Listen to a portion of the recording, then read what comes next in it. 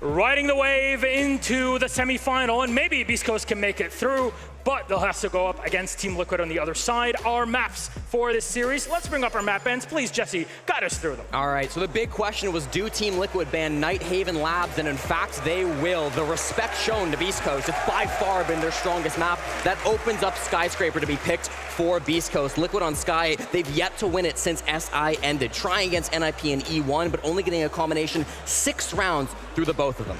And Liquid picked attack on it, which is crazy. Now, if we look at the second map, it's Bank from Liquid. Not too surprising, they went 3-0 in Brazil League on it, but just one quick thing. In phase 1, they lost it 1-7 versus G2.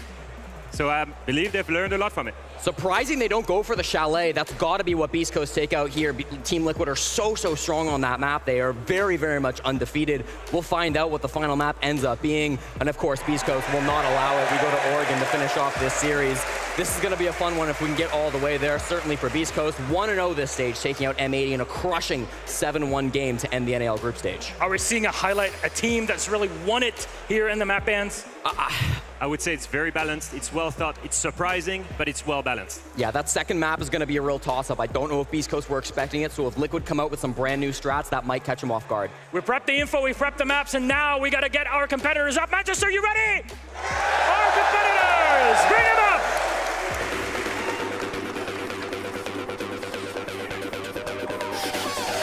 They're not making waves, they are the wave.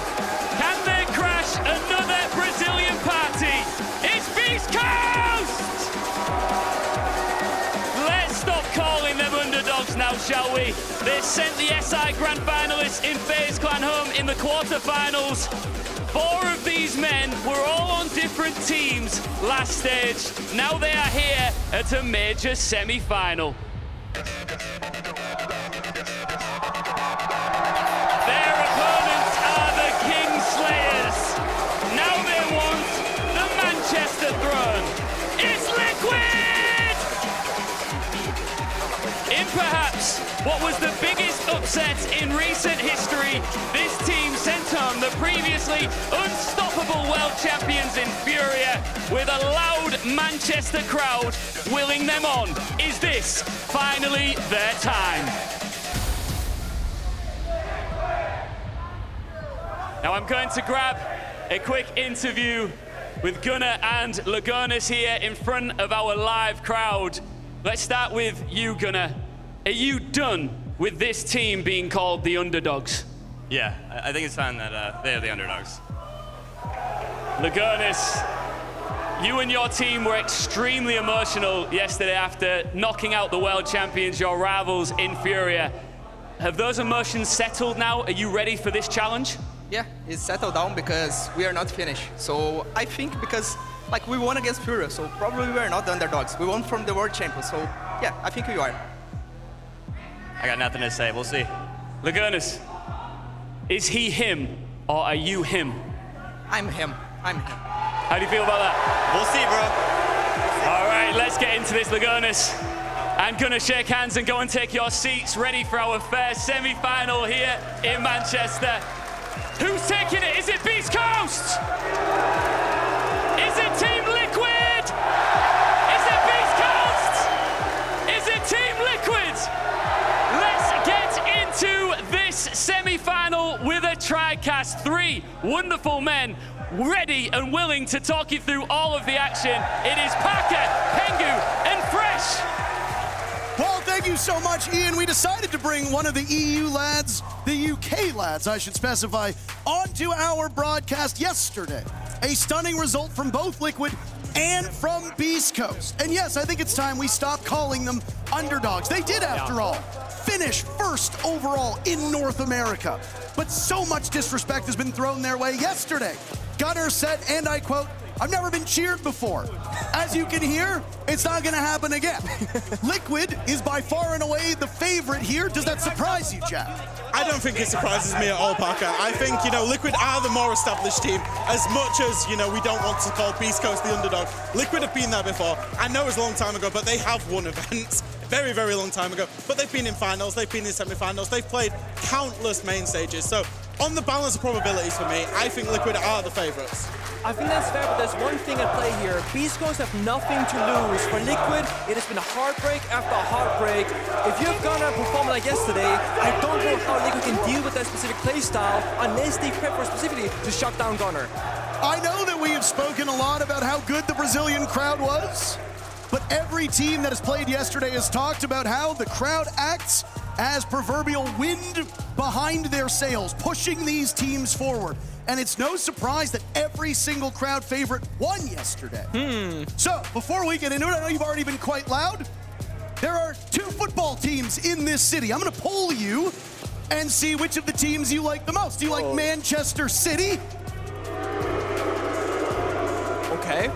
What about Manchester United? A few cheers. I mean, you mostly booed both of them. Hold on, I'll do this one again. What about beans on toast? What about London, England? All right, there we go. I figured that much. Yeah, there's a very clear north-south divide, Parker, and we are up in the north, of course, inside of Manchester. Yeah, and obviously it's topical because Manchester City and Manchester United are playing the cup final as we speak as well. In London? In London, yeah. Well, we are just seconds out from our very first semi-final. One of these teams will do something that you spent all year prepping for. Team Liquid has made an awful lot of grand finals over the last year and a half, but they have never brought home a major championship. Beast Coast have made their first semi-final ever. Now, a lot of the players on this team are very experienced, but as a team, they really haven't. Yeah, clap.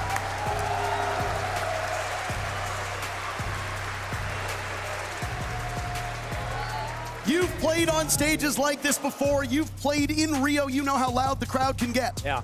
Do you think there will be nerves on the side of Beast Coast? I do think so, yes. I mean, I think that now things are like coming to reality, like, oh guys, we might have a shot at winning this, making the grand finals, and all of a sudden that careless, carefree playstyle, they might be struck with nerves now thinking, damn, we are actually good, we are on for an incredible run.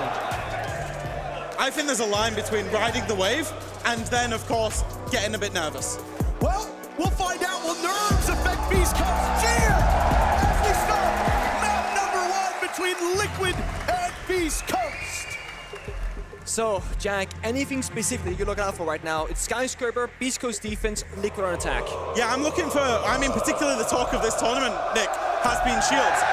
And there we go. The Montaigne has been banned out straight away, almost on point from Beast Coast there. And I think particularly on Skyscraper especially, is because the shields are so effective for those direct takes.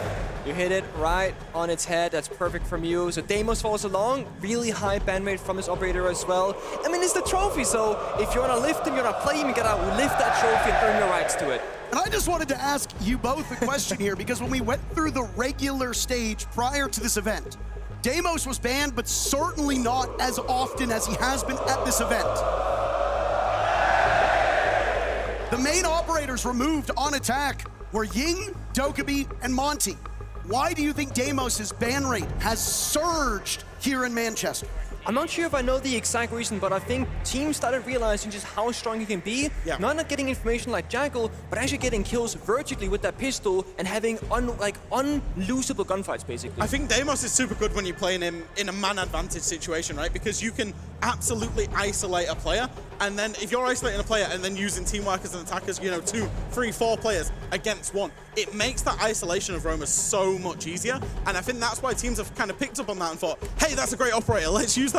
And then to counter that, teams are now like, hey, let's ban Deimos. I'd rather deal with a Dokkaebi. I'd rather deal with a Ying. It brings me old Lion before the nerf situation where it feels so unfair when you're tracked by the Deimos. You feel like you are just dead and done for. There's not a whole lot you can do to fight against it, really. Yeah, because he gets a better ping, he gets a better live information than you do as a defender. Because, of course, that's a counter, but it's not a sufficient counter, I would say. While you're fighting him or worried about where he is, there are 4 other taggers that are going to know exactly where you are as well. Not with the ping, but the communication in the server from those attacking teammates. This does, however, free up teams to bring a Ying and a Dokkaebi with impunity. And immediately you're going to see Liquid lock in not just one, but both of those operators. Dokkaebi's pick rate has obviously soared as she has been almost unshackled, removed from the ban phase. And yeah, the general consensus is shields are pretty strong right now.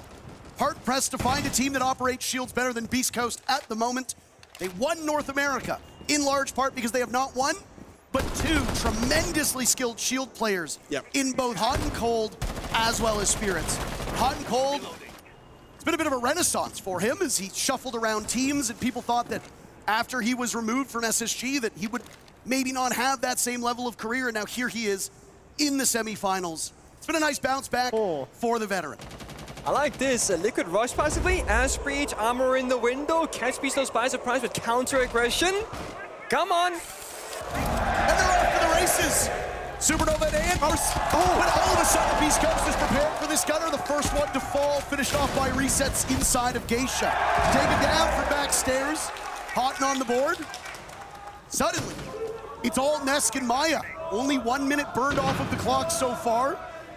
Nesk inside a drum, two silhouettes of Beast Coast not far removed from him, but it will be a tough engagement if he takes this blind.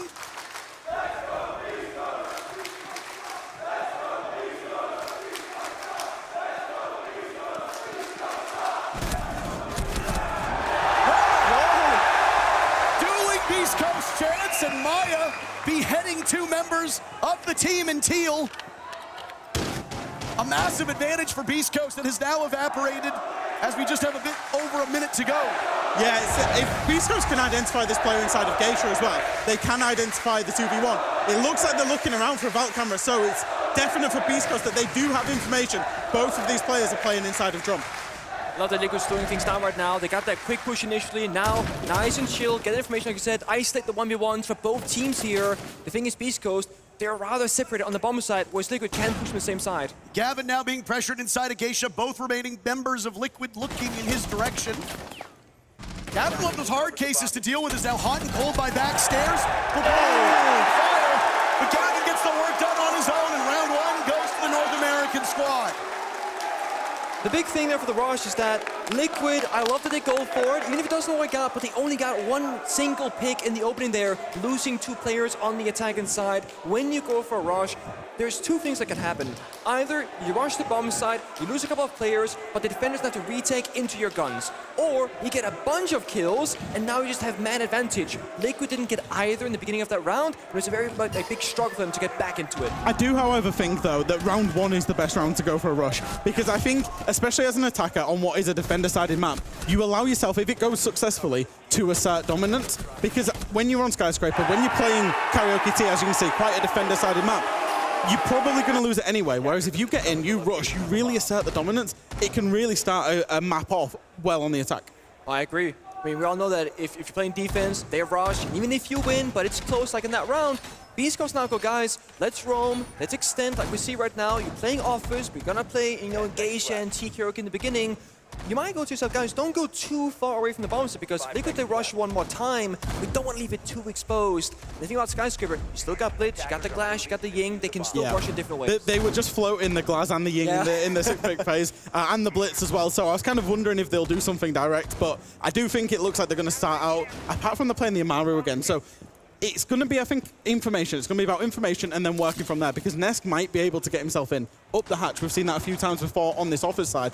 But at the same time, Maya is also clearing. So I think it's just going to be a case of feeling them out in the early round, finding the information, and then making a call to rotate very fast from there.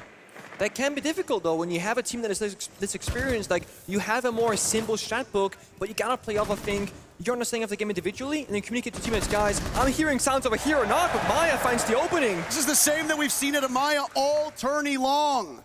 Finding an opening, all on his lonesome. Maya's a player that you can trust to go out and do work without his teammates really providing much assistance. That's something that Palu used to be able to do, Nesk did in his prime.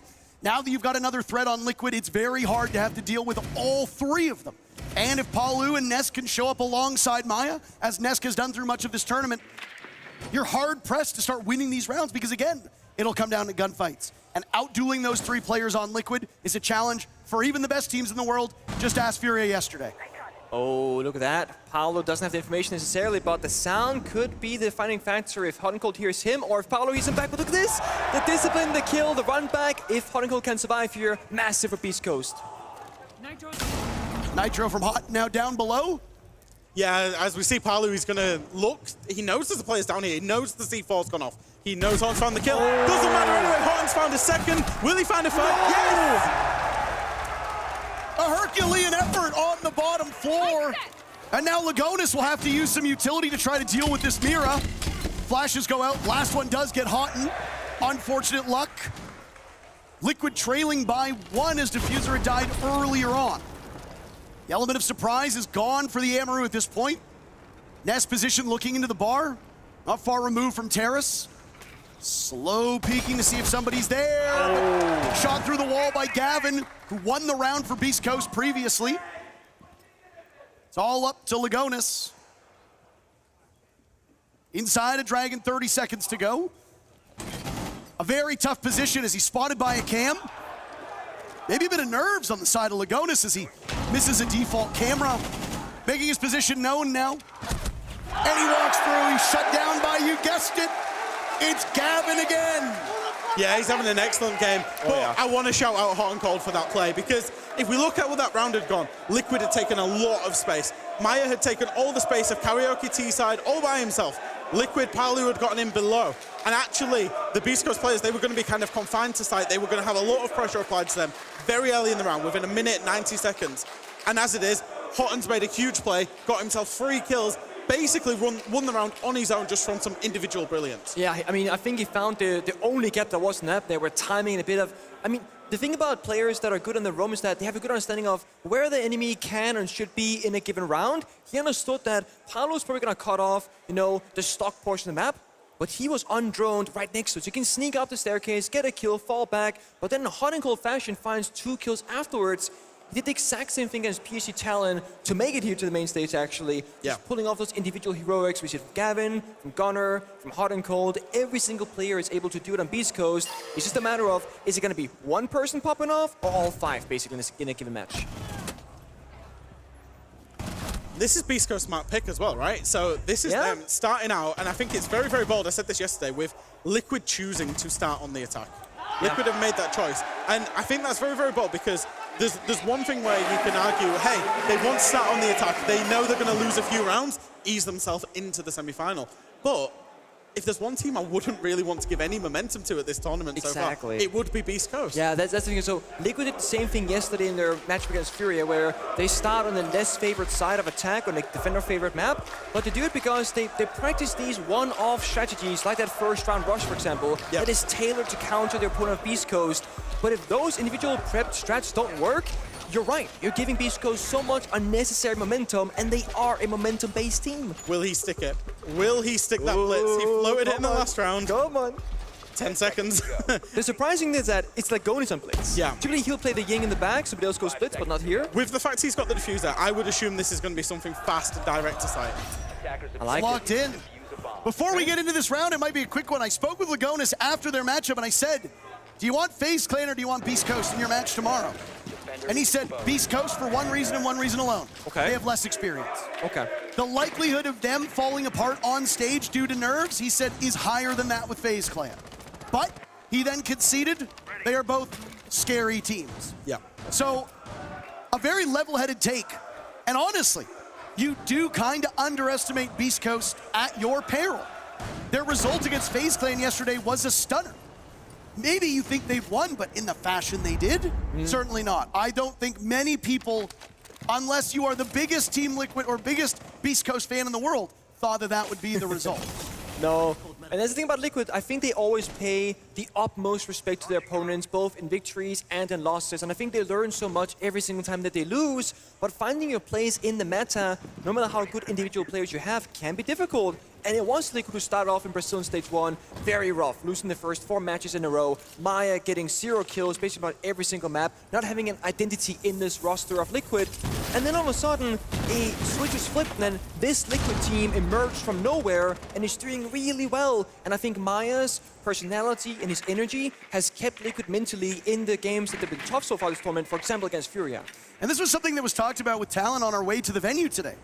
Was, yeah, there's a long history of Liquid kind of bottling the finals or bottling big moments. But Maya has been so consistent his whole career. And bringing in somebody with that level of consistency, as you can see, 3 kills through those first 2 rounds, that's gonna help Liquid's chances really effectively. Unfortunately, he's the first to die in this round, as Spirits has it covered, staring at that chasm that's been opened up into the office wall. Maya lost, Spirits lost. Both teams now in a 4v4 with a minute to go. Top floor has been controlled now by Team Liquid. However, they've spent so long opening it that even though they've got the blitz, they've got the kind of direct take. Maya's dead on the Ying. The blitz is now for the late round, and Gunnar is still up here. They haven't droned him out of Dragon at all, Nick. They have no drones left. What are you gonna do at this point?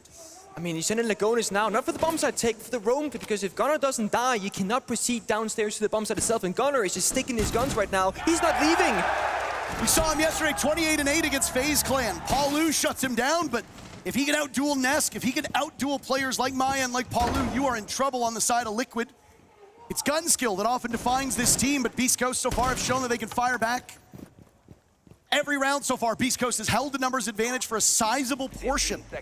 Now they find themselves in the same spot, 3v2, 10 seconds left. Lagonis holding diffuser, but it's gonna win. Dance, Gavin, dance! He's won all 3 rounds, collecting all the exit kills. Beast Coast seem more than prepared for these little pocket plays that Liquid are bringing, and I want to highlight that. I want to highlight their operator selection, bringing the tuber out to keep that office wall closed, to basically delay time, because as much time as you can delay, you can then get a great read on what's going to happen. And that's exactly what Beast Coast did. As we saw, keep burning the time with the wall staying closed, with the tuber out, and then kill the drones, kill the information, and as we saw, you reap what you sow when you do that. Yeah. Gunnar managed to find 2 from a position he was not known in, and then Gav found 2 from a position that he was not known in the end. I feel like Liquid have just... they're struggling. They're struggling because it's like plan A is not working, but what's plan B? I also want to say that Beast Coast have done their prep work, because that Tuber Kai kind of wall deny strat that we saw was the same thing Fury did against Liquid yesterday when Liquid was struggling to attack. Because Liquid, when they get in the building, someone like Maya, someone like Ness, they will find kills, they'll get things done. When you stall out Liquid's plan A like they did here, they struggle so much in those situations. All 5 of those, we just saw the replay of every single death that happened. Yeah. Liquid was not shooting at the defender once. Not one bullet went in the direction of the defenders. That's how much they starved the information and the time. Well, I mean, when you've got 0 drones and half the round to go, what are you gonna do at that point? Yeah. And then the blitz, no? Like, Lagonis was waiting to be enabled in that round to go for that execute, like you mentioned, Jack. But if you play blitz and you have an end game in mind of getting down that diffuser, well, you need to not be too safe and save it for when you get there. Because if you can't clear the room on top floor, you can't plant anyway. So use him early in the round. Admittedly, there are teams that will wait until the very final moments to bring in a shield operator to maximize its damage on you. If you've only got 2 defenders left and a Monty shows up or a Blitz shows up, you don't have the cavalry to call. The cavalry's already dead. I'm loving this operator lineup now from Beast Coast as well. As we go into round 4 now, we're on the full rotation, so they're back to Karaoke T. Liquid have just taken their timeout. Yeah. It's very plausible that Hug's orders said to these players, right, let's change up strategy, let's go to kind of the B takes, the C takes. Maybe a full clear. Now, if Liquid are going to come for a full clear rather than rushing, what are they now facing up against? A Goyo, a Smoke, a shield on the Warden, a shield on the Frost, and Frostmats, and then late information with Valkyrie on the C4. Exactly. Completely change their lineup, ready for this. No, I love it. They just keep things unknown to your opponent in Liquid, because that multi-ban, they can default onto a safe, easy, entry operator to get that kind of information. And again, 50 seconds go by, Liquid still in spawn, they've lost half their drones, 5 out of 10 so far, and again, they are being locked out of the map, and that is when Liquid is going to be at their weakest. They depend on entries, they need Maya, they need Ness to show up and find some openings here, but this is Skyscraper. There are so few openings to be had, you need to create them almost, because Beast Coast won't give them to you. It's a map where gadgetry is going to enable your fragging, and if you cannot get the gadgetry down, then you're going to be in trouble. Liquid had these same stumbles yesterday on their Nighthaven Labs map against Furia, where when they were on attack, they couldn't get into the building. They're being slowed down by Kaids and Bandits in particular, and those were bad rounds for Liquid. Halfway point, nobody died yet. Maya sees a bullet just pass over his shoulder. This is where you need like a mini execute like on Chalet, right? Like top mezzanine, top blue staircase, you gotta clear those shields, force defenders back, or get the kills here. When that small gap presents itself, they don't win the gunfight. Diffuser's doubled up on. It looked like it was Maya's kill, but Ness gets the job done. Oh. More damage being done to Gunnar. It's Nesk yet again. Speaking of the previous round, now it looks like it's Beast Coast who haven't seen anything. Fighting shadows across the map. A flawless round for Liquid. Jack, how does that happen? Because I thought Liquid were locked out of that one.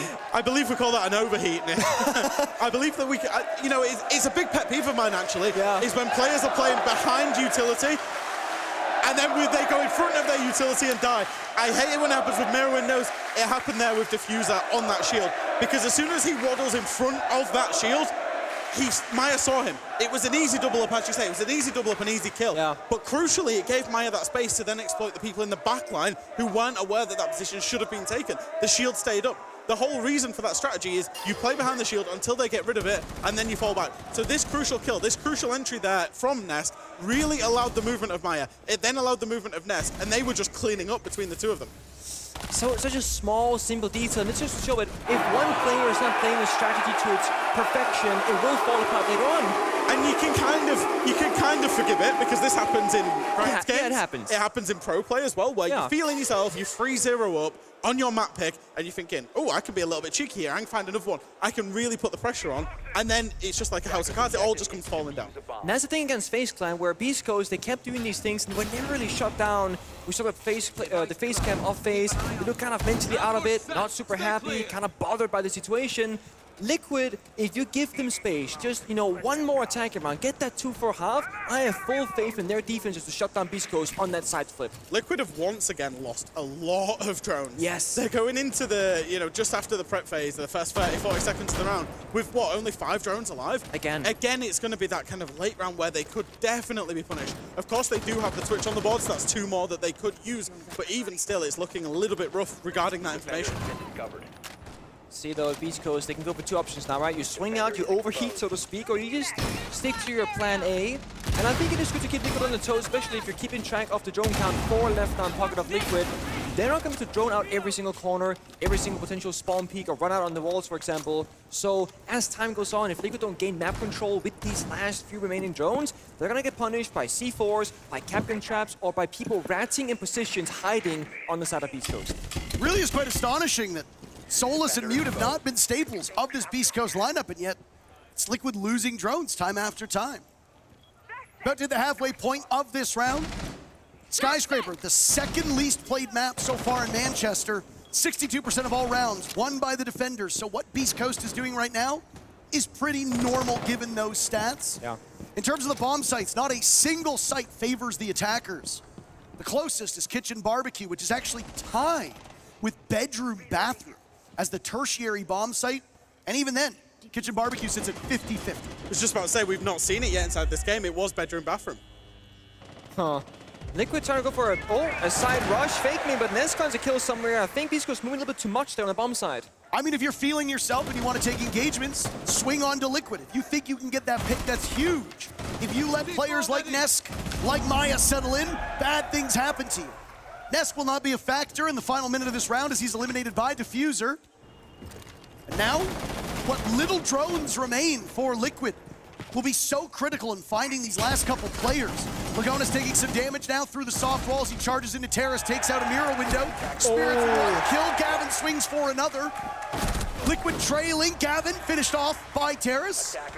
Maya the culprit. All these advantages for Beast Coast, they've had them every round, but they have not been overwhelming. 3v2 now, final 20 seconds. Flashes to go in from the Dokkaebi of Maya. Palu working side by side with Diffuser. Not the player, the Diffuser in hand, the case for Palu. As now he attempts the plant, Maya will need to cover. Off it he will go, a down onto Spirits. A read now as well through the corridors. Maya sees yet another, both players from Beast Coast pushing this angle. The timer runs out, and the round is Beast Coast's. 4-1 the first half. One more round for Beast Coast on defense. And who else to get the kill on the 0 seconds to get the guy that's planting the diffuser? But Gunnar, of course. Yeah. He was doing it lots yesterday. He's carrying on that reign of form today. And I just want to talk about it because Liquid are really, they're investing a lot of utility to try and get a foothold in the building, get close to the building. Lots of drones. but also we saw Lugonis spamming lots of Yin Candelas in with no reaction on it. Yeah. We saw Doka be called with basically nothing off the back of it, and therefore Liquid are just playing with, when it gets to the late round, they're playing with little to no execute utility and just having to walk into crossfires. I actually thought, it didn't come in clutch in that round, but I actually thought Kaveni putting sight cap cams was actually genius because of how bad Liquid have been with the drones. It almost worked out as well. Oh.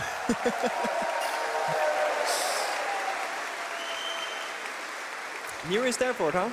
3.1 rating on Google Maps, by the way. What's up with that? Oh. We don't need to get into it. 5 seconds left. Well, Attackers have discovered the location of a bomb. look at, take a step back for a second. Attackers are moving to defuse a bomb. Beast Coast on their own map, on the favored side. Did we expect, in all reality, a different outcome to this first half?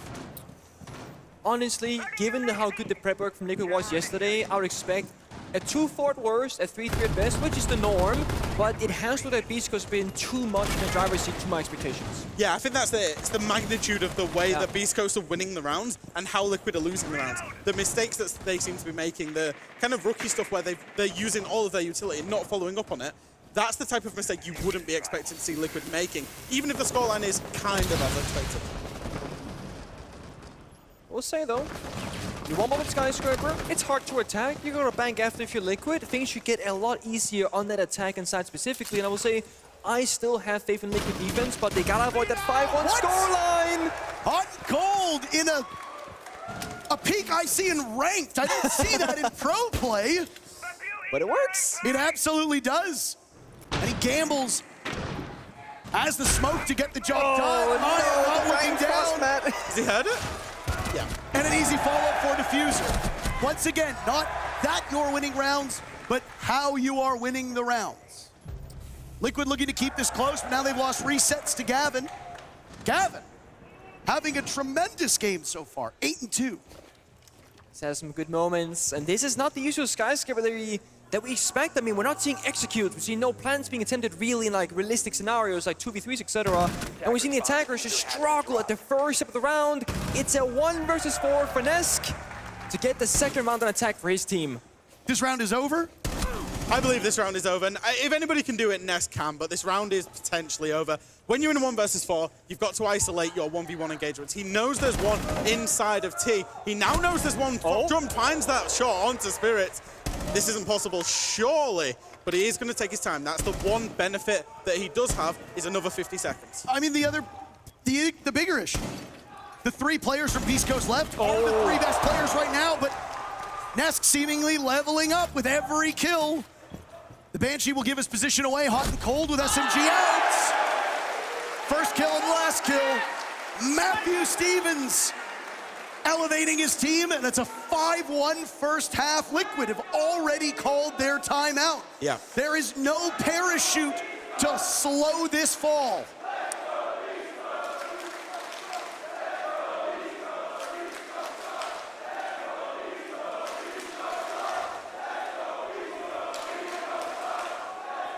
I appreciate the audience's perspective, but Beast Coast is up 5-1. I don't think saying Beast Coast sucks is objectively correct at the moment. No, right now, no. It's just the wrong time for it. But yeah. Objectively a top 4 team in the world right now as well. Kind of crazy scenes to think about, but they are right now locked in that top 4 spot, and they're showing that they belong here, taking down the likes of FaZe, doing great against Liquid so far, but I don't want us to get too far ahead of ourselves because, yes, there's no tactical timeout, but if you want to use that on Skyscraper, it would almost always be an attack anyway. So again, if you are solid, if you are perfect on defense, which is, to be honest, not that difficult, of all maps, Skyscraper is great to go for this, they can still bring it back. But it comes down to the mental game from Liquid. Not give up, stay in it, and of course, enable your star players. Resets 1 and 5 so far, he's falling a bit behind. This is where scoreboard pressure comes into play. Yes. Though. Because Beast Coast are 5-1 up, even if they do have the harder side on paper, they will have a lot of confidence in themselves, their players. They will be a little bit warmed up inside of the gunfights because they've generally won most of them. So if they can, especially if they get this first round on attack is so vital. Yes. Because if they get this first round on attack, it really ramps up that pressure for Team Liquid. That's the thing, that Beast Coast, they're a bit cocky, right? They got that arrogance, the confidence, but rightfully so. But if you don't, reality check them and say, we're Team Liquid, we're gonna shut you down. You saw Spirits in that opening interview. He said, Liquid, those players, they're all a bit old. They're a bit outdated, right? And right now, you know, Beast Coast are showing that they're the new guys in the block, and they are indeed here to play. And Liquid, they don't know that they can hang yet, at least, in this best of 3. I mean, it was Diffuser who came out and immediately did the I can't hear you. Yeah. Almost the Hulk Hogan, let me hear it, to the crowd who had showered them with a chorus of boos. Winner of this matchup will go into the grand finals. They will face either, and I'm gonna ask you to cheer for them. Are they facing Dark Zero tomorrow? Okay. What about BDS tomorrow? Some boos. There was more boos, but there was more cheers. Yeah.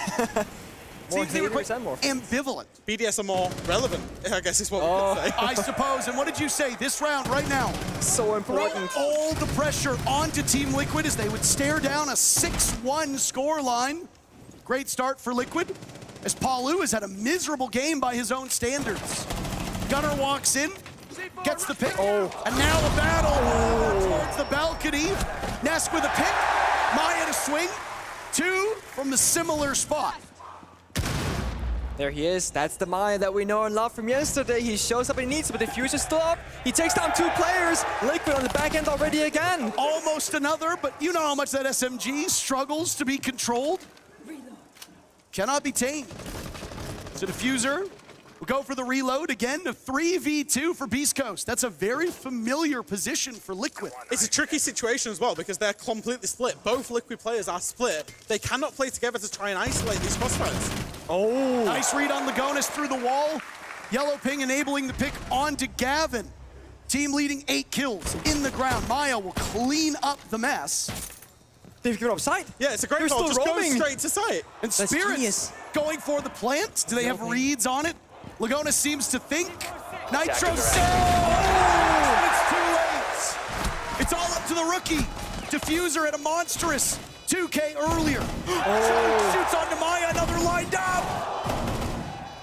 To go onto map point, Diffuser just toying. And he will stand as tall as an American redwood. 6-1 for Beast Coast. Already on map point. Jack, are Beast Coast really outplaying and outperforming Liquid on Skyscraper now? What? They recognize both defenders, they're roaming still. They rush the bomb site, get on the Diffuser. Sure, the C4 comes out, but it's too late. There's no time to react for Liquid. And the 2v1, not played well by Liquid whatsoever. No, it was a great read. They knew that there was a player stuck over by Geisha Hall. They knew of the second player inside of Drum and just thought, hey, well, if you're leaving the bomb site free, we are absolutely going to take it. Rasul.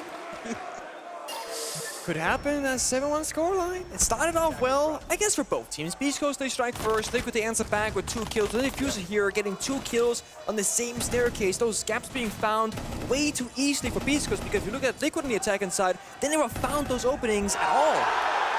That is a lot of composure.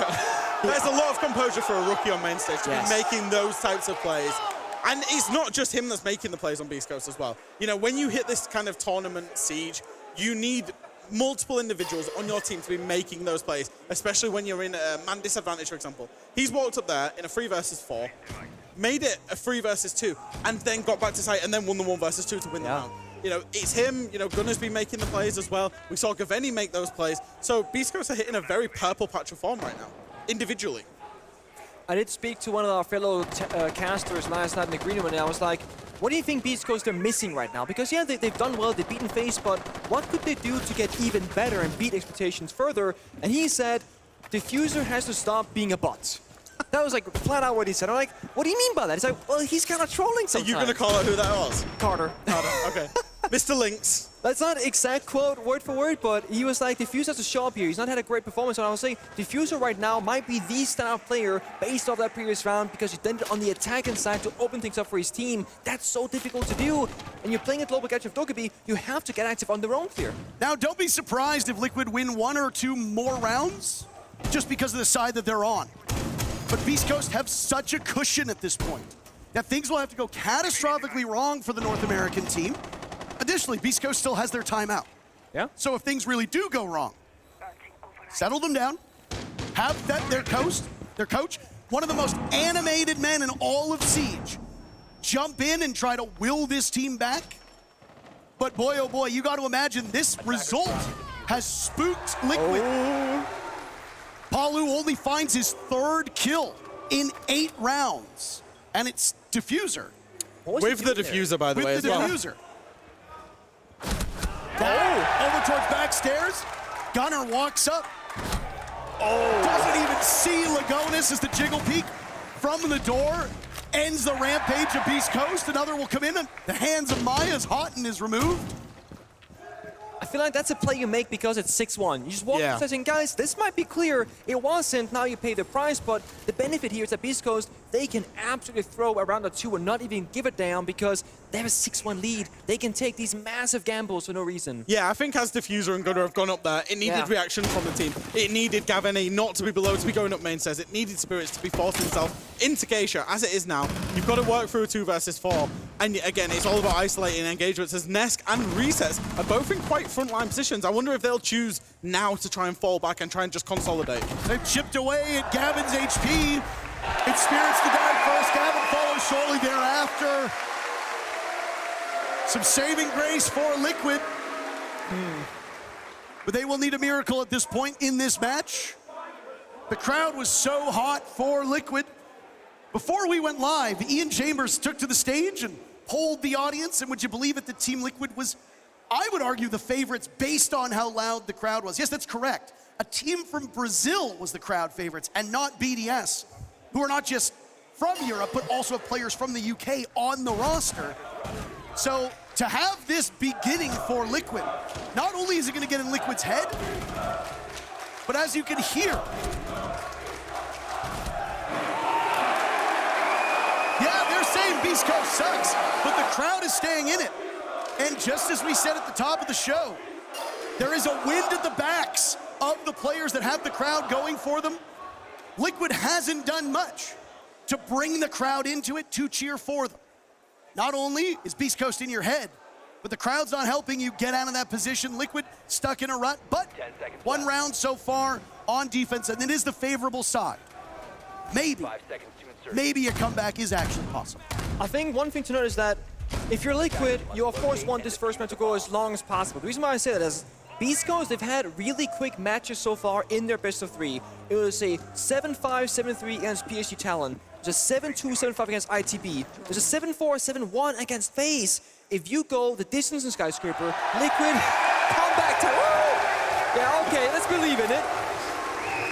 If you go the distance here on Skyscraper, Liquid then win on Bank, Beast Coast might be out of fuel come Oregon. That comes down to fundamentals, and that could be a problem if the series really goes the distance. I think it would just be a little bit about breaking momentum as well. Even if Liquid managed to pull 3-4 more rounds, or, you know, even if they get close to overtime but lose the game, just break up a little bit of Beast Coast momentum, because if they get a 7-2, you know, every round matters, because if they get a 7-2, they'll be wanting to be back in the server as soon as possible, just to get it done, get it on the next one, because they are a very momentum-based team. Further to Lagonis' point yesterday when I spoke with him, he said, yeah, Beast Coast is the least experienced team. But I feel like what we don't really talk about that much is, well, as a team they're inexperienced, these players have been here before. Yeah. Right? Hot and Cold is one of the most experienced players in all of North America. And that kind of veteran leadership is something that you really can't quantify properly. And he's going to keep this team in it. Spirits has been around before. Gavin's been around before. Gunner's been around before. The only real inexperienced player is Diffuser. And while he's 7-5, holding his own against Liquid and single-handedly won a round as well.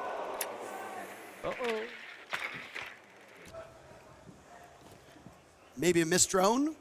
Yeah. Palu not spotted on back stairs, and yep. Pouncing on Gavin, expecting a follow-up. Nobody there, though.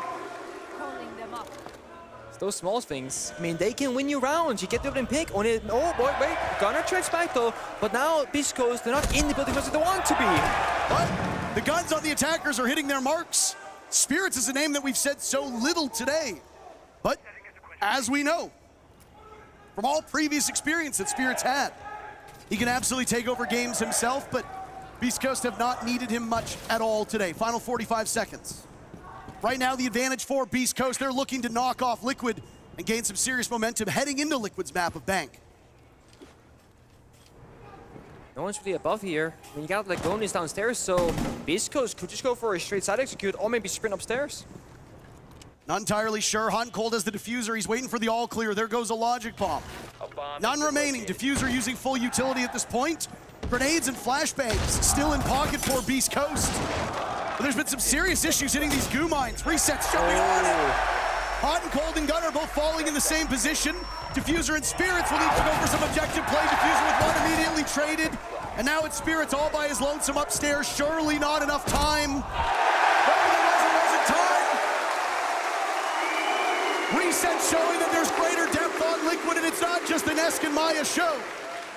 2 rounds in a row from Liquid, and a comeback does indeed seem to be brewing, Jack. Is it the start of the comeback? That's what I was thinking. I think Beast Coast, their mid-round kind of went awry then. Yeah. They really struggled with the information of knowing, hey, are there still defenders up on the top floor? I can't hear you, Jack. The crowd's too loud. They were struggling to know if there were defenders up on the top floor. They weren't. They were all in and around the site, and it was because obviously they'd lost a couple of lives and were having to play a situation just from its neutrality. Nothing pre-planned, just what's the information in front of us, where do we go from here? They ended up making a choice to try and do all the vertical onto site with only 30 seconds left, and then it all ends up in Spirits just having to drop down to his death. Finally, Reset shows up. He's still negative, 5-6, but before that round, he was, what, 2-6? Not really on the scoreboard at all with any, like, meaningful presence. When Liquid, they've been doing well. When they've been winning their matchup, it is Resets, Maya, and Nesk, and Palu all 4 showing up. They are a team that needs everyone to be there on the scoreboard, besides Lagonis. And in this match so far, Lagonis has been showing up, but Resets haven't. So they're missing that kind of second/third entry on the attacking side. That's now fixed on defense. Palu is currently the lowest rated player in the entire lobby.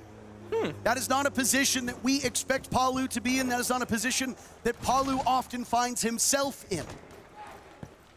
When you start to get into these quarterfinals, the semifinals, the grand finals, if one player is not showing up, if they are getting shut down easily, if they are having an off day, that could be it. That's curtains. Yep. You need all members of your team to be present, just as we saw with Furia yesterday. The matchup that Nick and I casted. Herds only woke up in the final map, and it was not enough. If Palu does not show up today, I don't know if Liquid has what it takes, especially given the way that Beast Coast has been playing at this tournament. We're now back on the site that Liquid lost, their very first defensive site of Exhibition on Office. Obviously that came down to a clutch from Diffuser, and it looks like it's going to be a lot slower paced affair again. We've already had 1 minute of play. It's going to be a lot of breaching, but I think Maya's going to be in a very difficult position here because he's going to be trapped between a rock and a hard place. Well, Beast Coast hearing the crowd and wanting to prove them wrong. The man of the hour in the previous round was Resets, and Gunner says no more. MP5 gone, ACOG gone, Stim's gone. There's been a lot of chip damage that's been done in this matchup. Why do you bring operators like Thunderbird, like Doc? Well, it's because if you survive a battle but you're on 50 HP, stim yourself right back up. Additionally, if you want to play selfishly and they can't secure the kill, Resets can get himself back up. Sure. That won't be present for Liquid. And honestly, the MP5 with the ACOG right now, terrific gun for the defenders. Oh boy. There it is. Oh, doesn't work out. Too late there for Palu. The mid-round though, right around this moment, Beast Coast, they gotta be excellent, and I think they've done a good job there, getting the wall opened up, and they got that open and kill, and they left Geisha alone. They're now slowing things down, rotating towards that bomb side, and just putting more guns against Fuhrer by the side itself. They know they can overpower Liquid if they have to in these next 40 seconds. That was a big drone as well, checking that there is a Solace on the board, and it's something to consider. And Lagonis with one hot and cold trying to enter, shut down, Diffuser shut down as well. Hold on a second. Gavin's making it work. It's up to Nesk and Lagonis, but Nesk leveling up himself. Gunner outside of the building, sees the breach. Goodbye to Nesk. Palu is down. It's Lagonis and Gunner in a 1v1. Searching for Lagonis. Gunner has an opportunity by himself to stun Liquid. Move us to map 2. Tearing strips through Lagonis. He has him isolated. Gunner in pursuit. But they're both playing. Gunner is indeed him! And Beast Coast is them! They take their own map! 1-0 for the North Americans! Lagonis finds himself in a 1v1 position, perhaps not the right player for that job. You don't choose who gets the clutch. It's the best player in the lobby at that point, and that was Gunnar. And they really set themselves up on the defense, punishing Liquid's information, basically forcing them to execute late with no information, no man count, big, confident, aggressive players coming out of Beast Coast. Even in the end there, that big clutch. I really do appreciate how often Fett is going up to reassure and praise Diffuser, the one player on the team that will probably need the most reassurance due to being a rookie, and he's getting it from his coach. But the desk is going to want to talk about that match, so let's throw it straight to them. Thank you very much, gentlemen. Yes, a trio cast for a game that ended with map 1 on the Beast Coast side, and very firmly, I would say. They've parted the sea of Liquid on either side of them, and I gotta say, this crowd is split 50-50 between the two also. However, like I said, BC with a win, huge on Skyscraper. Of course, and I mean, starting on that defensive side is always going to be a huge advantage, right? You're going to rack up the scoreboards, and I understand this is part of Liquid's philosophy. Throughout both the quarterfinals and the semifinals, they've chosen to start an attack on very defender-sided maps, and I think that's because they like playing from behind. They like setting the stakes and then knowing what they need to do on defense coming through to it, but it does put you in these rough situations where if the enemy team get onto a good foot, especially a momentum-based team like Beast Coast, you're setting yourself up for a huge task in the later half of the game. That's the biggest thing for me. Like you said, they're a momentum-based team. They're getting hyped. After every round that they're winning, they get more energized, more confident, especially in a game plan that feels like it requires individual players to get aggressive, to be confident, to win those gunfights. And that's something that happened consistently in defense. Every time they were ahead, I have numerous examples where sometimes they go aggressive early, sometimes they leave control to Liquid, then they go for a flank. Sometimes they go all the way back to bomb site just to deny the execute. Multiple variety of win conditions in defense, and every time they were hitting it in full control on that side. Jesse, you got any clips for us to dive deeper into the game plan? I do. The caster said we wanted to break down Diffuser, and I really want to talk about this guy because he's been one of my favorite players to watch all stage. And we saw him in the very first attacking round be the most important member on the team. Diffuser's been huge to come on through. He really was a power player for this team, and I think that him coming through has been massive for them, of course, on the entries. A lot of these highlight plays coming through have been really impressive, too. This was an example here, for example, of Capcan. Gaveni actually gets a double pick with Spirits and then somehow gives that back away. I think there's still room for Beast Coast to be better. They were giving away too many kills in positions where they shouldn't be, sometimes in an advantage. Here, Diffuser, for example, really big round for him. He gets a double pick on the stairs, and then ultra important clutch here in this 1v2, Jesse. Yeah, so this is the round I'm talking about, right? Where Diffuser's having a massive impact, 2K in the early round, and then gets a massive 1v2 clutch, playing so confidently, and this is what he can do when he's alive in the late round. Because in the early round, too many times for this tournament on attack, he has been struggling. And in fact, the very next round, he was opening death on attack. In round 8, he was the first one to go down. And that's been a consistent trend. He's got the second worst attacking entry KD, -8 through the tournament. So for him to be able to survive into the late round, to have that late round impact was huge. I mean, Diffuser definitely planted it active in the server, but Gunnar kept it rolling. Yeah, and I think he's the only one that is really consistent on the side of Beast Coast. Obviously, all of the players on their side have incredible individual moments. This round, especially on Dragon, actually, everybody left the round, everybody left upstairs, actually, and he went into Dragon, stayed safe, and got that double kill, and that's the only reason why they won the round. He's always so consistent. Sometimes you don't really see that. You know, you don't really see his impact. Sometimes he doesn't get a pick, but just him staying in this position where he can lurk or flank is so impressive and so important because he's the win conditions by himself just by doing this. We saw him starting off the game with a fantastic couple of kills in that first round to stop the aggressive rush from Team Liquid, and then we saw him to end the game as well, closing things out on that final round. Gunnar is the most important player for Beast Coast in this tournament, and I think he's making a strong case for being the best player in this tournament. Potentially the MVP of our tournament, but they have not eliminated Liquid just yet. Thank you so much, gentlemen. We'll take a quick break. When we get back, it's Beast Coast via Liquid, map number 2.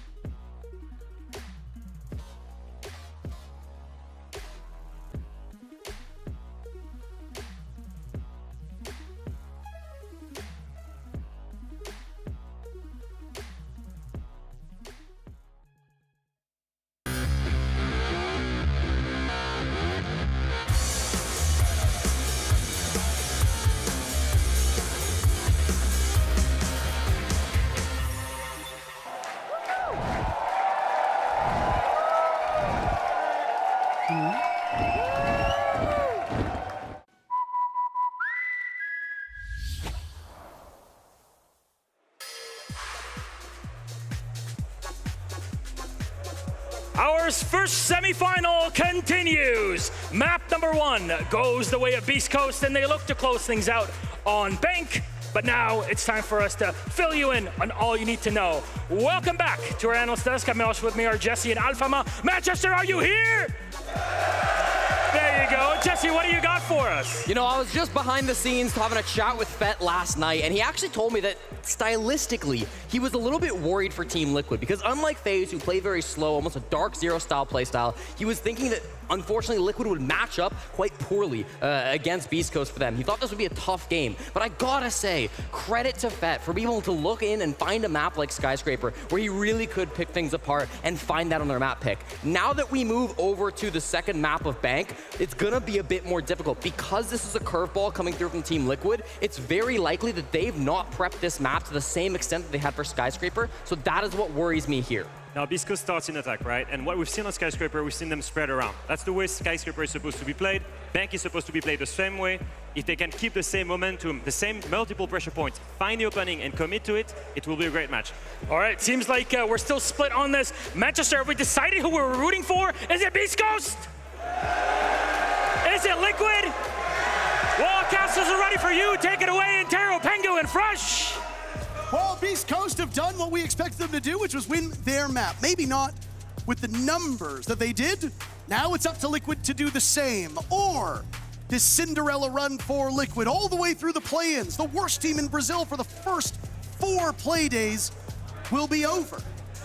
Gentlemen, if you're Liquid, is Beast Coast in your head? Look at hold on. Look at that social vote.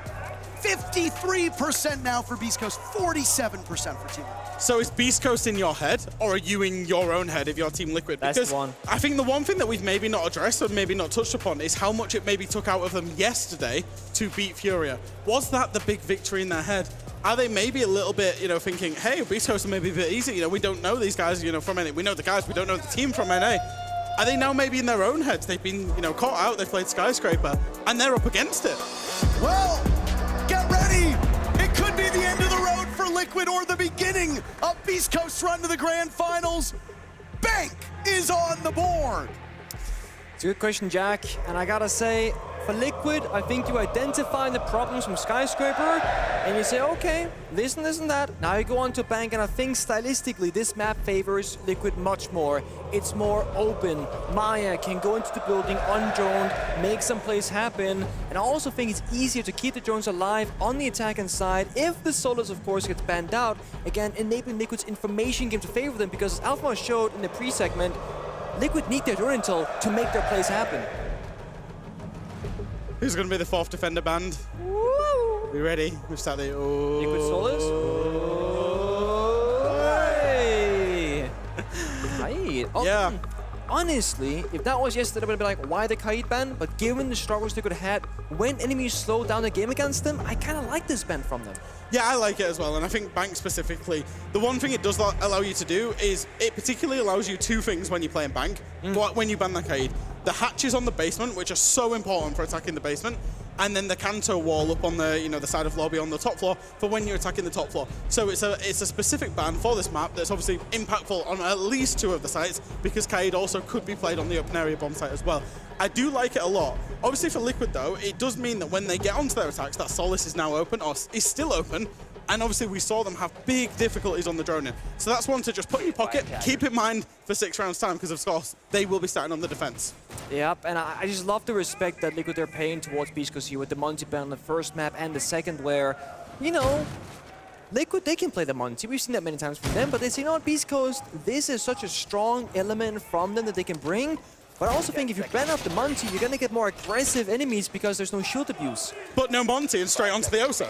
So we're obviously, we're going down to the basement bomb site. The fact diffusers on the Osa starts to make me wonder, is this going to be something direct? Is this going to be a server half clear only, where you look into plant, then be safe behind the Osa shield? It could be. I mean, the counterplay from Liquid is there, though. They got impact grenades for the Osa shield, they got C4, Echo, Toxic Waves, etc., so they have answers. Just coming back on myself there, the Osa isn't actually going to server straight away. Looks like Diffuser might be trying to take Garage, and I think that's also a great use. Doesn't matter, he said. And a run out from Resets. Gives his position away, but what an opening for Liquid. High-value utility operator. And here it is. Oh. That was a heck of a shot. And he was ready for resets, too. Resets might be looking for more. I mean, even if Resets dies in Garage, you've taken down the most important execute operator from Beast Coast. The Osa was more or less the entire win condition, right? As you said, Jack, go into Garage, put down that Osa Talon shield, cut off the bomb site in half, then go for a server take. You can still take Garage now, but first, you have to win a gunfight. That's a 4v4, and it's why Liquid, they've called for backup to say, okay, we're gonna take 2 against 1 if they wanna match it. But Beast Coast, they still gotta roam clear. They still gotta take servers, and when they do, they don't have that crucial operator off the Osa. And that's the thing, I don't think this was initial plan. I think they're now having to pivot based off the fact that they've lost the Osa. They're now being forced into full clear in a more, I would say, conventional take, which means at some point there's a fight coming with Palu as well, who's playing on the server stairs. So there's 2 fights kind of coming, this Garage fight and then this fight with Palu on the server stairs that they weren't necessarily intending on taking, but Liquid are forcing them to take anyway. That might be in, I would say, Liquid's advantage. Also worth noting, Gavin has been sitting on his own camera in Garage almost the entire round. So only 3 members of Beast Coast roam clearing and taking servers. That's why they've been so slow. They don't have all 4 remaining players alive to work on the same objective. They're kind of split across the map.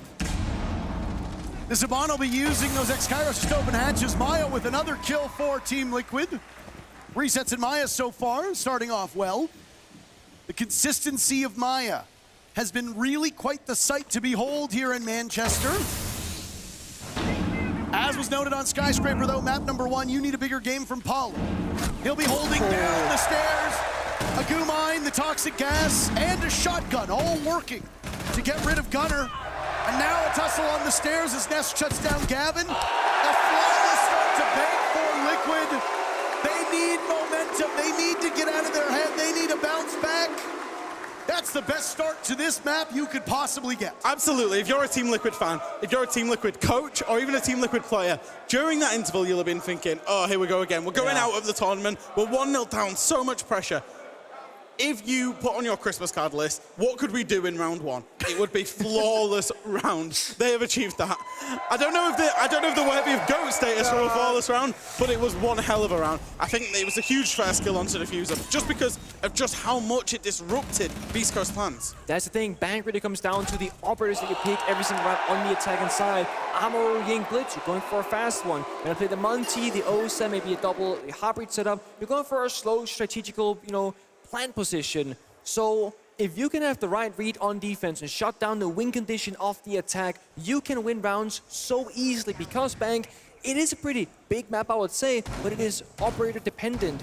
Here, for example, you got the Hot and Cold and Ying. He has to get some down with those Cadellas. Operator dependent is one thing, Nick, but in stark contrast to Skyscraper, Bank is the only attacker-favored map in the entire map. Every single one of the other 9 maps all have at least a 50-50 or a favorable win rate for the defenders. Bank sits at 60% of all rounds won by the attackers. And again, in contrast to Skyscraper, the 3 main bomb sites that are played religiously are all attacker favored.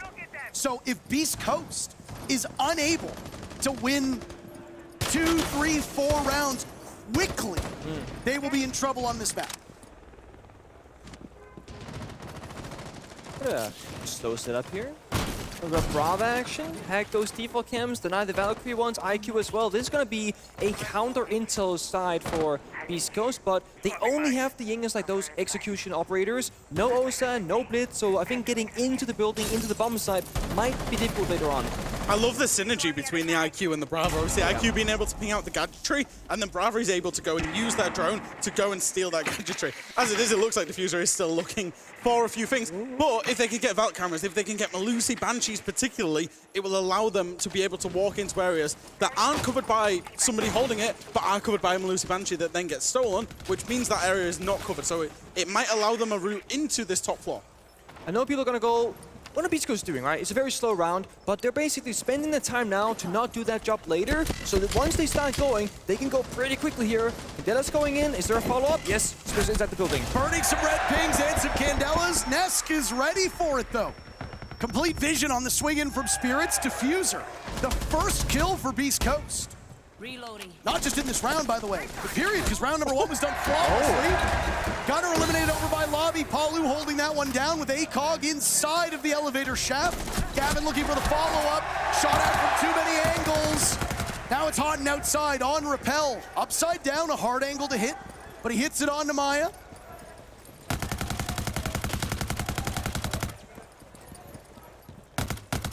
Now a swing in. Just under a minute to go. Case in hands of Hot and Cold. All this action from Liquid might make you think the bomb site's upstairs. It's not, it's open area. Beast Coast getting stuck in the mud on the entry.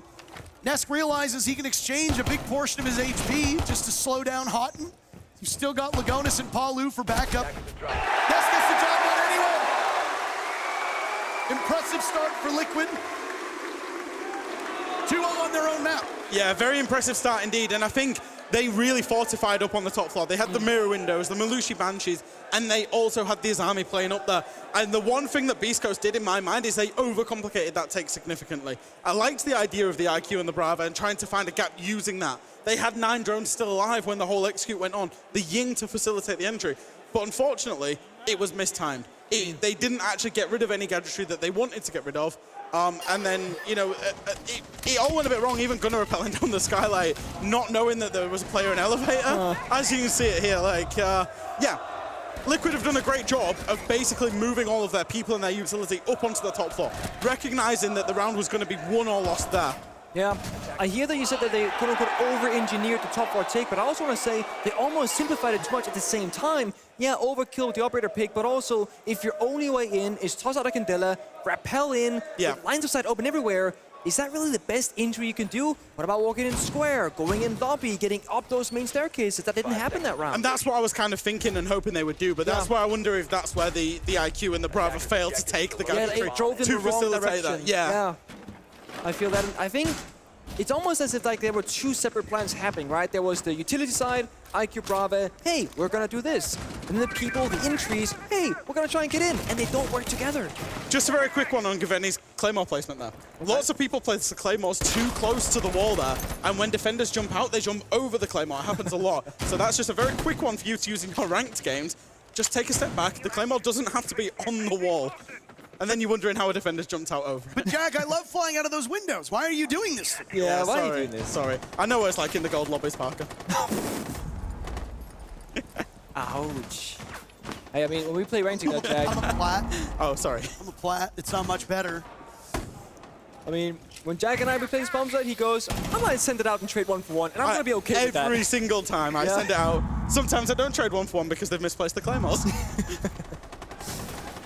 Do you think that the pacing of Beast Coast right now, Jack, is a problem where they're going a bit too slow? They don't have that same punch as on Skyscraper, or do you think it's okay here on Bank? I think as long as you've got an execute operator, which in this case they do, they've got the Capital, right? So they can kind of take that time, although Gravani has just been taken off the board, they can take that time to use the execute operators in the late round and really use all of the time available to them. Huge difference in how Gavin is playing this map versus what we saw on Skyscraper.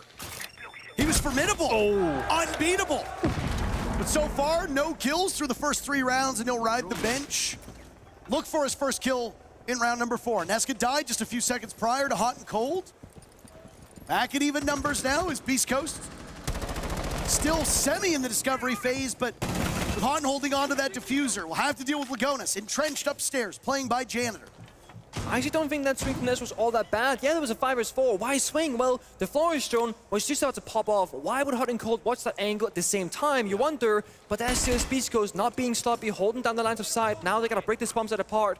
They got the angle, Spirits with a good information game here. They know the player position of the Asami, but they gotta work together now. Fire perhaps, and hold him from the windows. And Maya's blinded, Spirits looks to walk in. He's gonna gamble all of his utility. The Capitao has all the fire arrows in pocket, all the smokes, and also has so many bullets.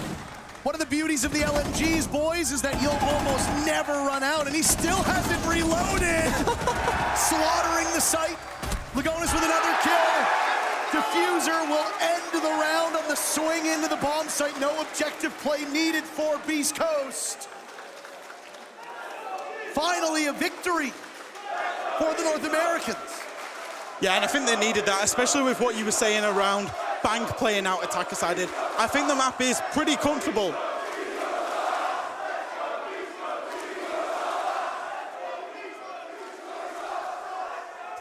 I love that chant. As I was going on, the map does play out pretty attack standard. Yeah. I feel like it's quite comfortable to attack because you can segment small portions of the map as attackers and come from absolutely everywhere. You know, if you think of the top floor, you come from stock, main stairs skylight, two of the lobby skylights, lobby window repel, ATM repel, CEO repel, the square windows. There's so many places that you can come in from as an attacker, and I think that's why it does play out very attacker, or can play out attacker favored, is because the attack has a lot of options for entrance into the building. So that's why that round was so important for Beast Coast. It gives them a lifeline. It gives them something to hold on to, even if, you know, they are already behind. And it's also why we felt the way that we did about the previous round, because they attacked top floor. Sure, it's an open area defense, but they had to like roam to top floor first, and they didn't really do a lot by attacking from different positions. They all came, you know, from 2 angles maybe. Previous round, it is the CEO bomb site. Now they do that right, like proper top floor roam clear where they're fully committing all 5 players together, and it's why they found success. I agree. I think CEO bomb site is maybe a mistake from Liquid. I don't know if they'll go back to the bomb site myself. Yep.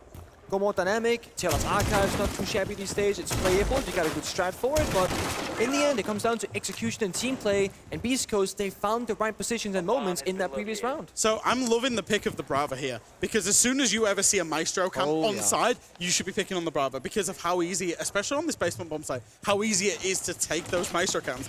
As it is, Lagonis is actually playing with a pocket Maestro camp that he might choose to deploy later on into the round, which feels very weird to say, right? But yeah, I'm liking that as an already, like, the IQ Brava pick again could be instrumental in this round.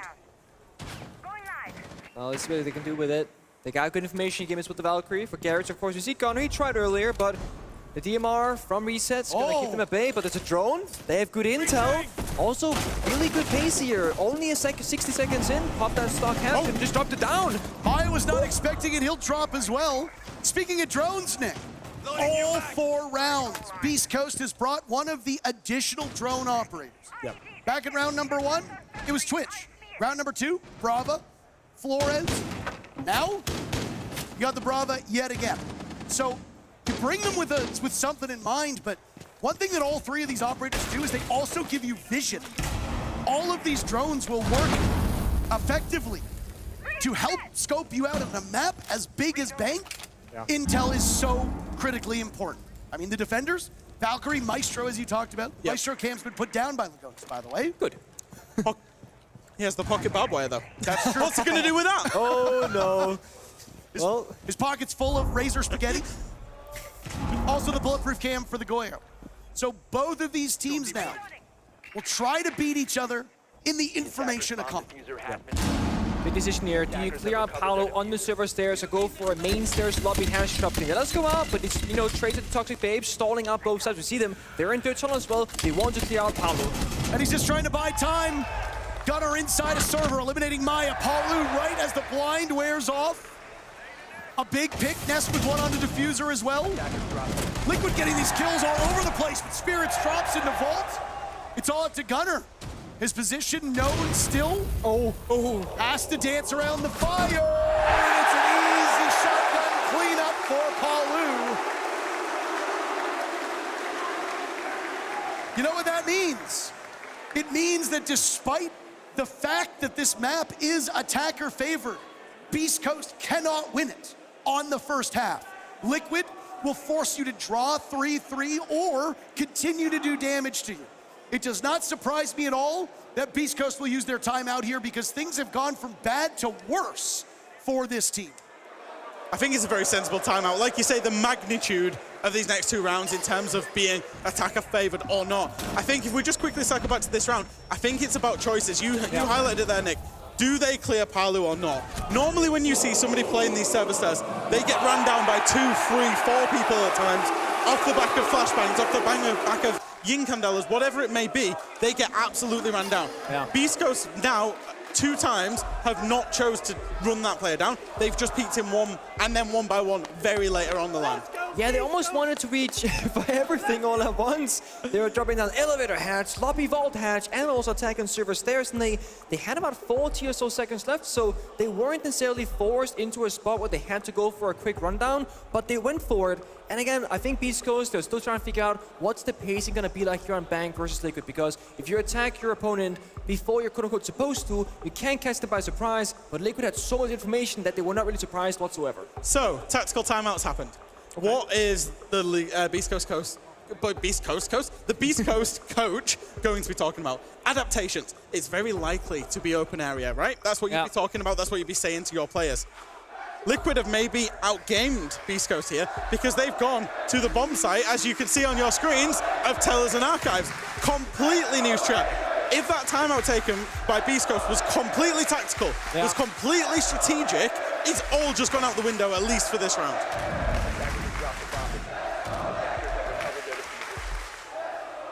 The most played map, as we said, 129 rounds on top of the 4 that have been played so far.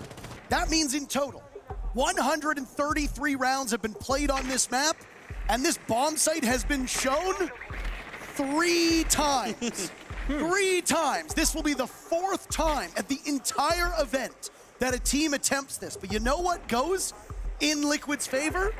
It's been won by the defenders all 3 times. So, as you pointed out, you're not expecting them to go to this bomb site. This is as rare as it comes. Oh, the jump out. And Nesk starts things off so well. Run, Nesk, now run. it's Gunner taking some damage. Nesk attempting to get back to safety. He won't get the job done, but taking out the Ram.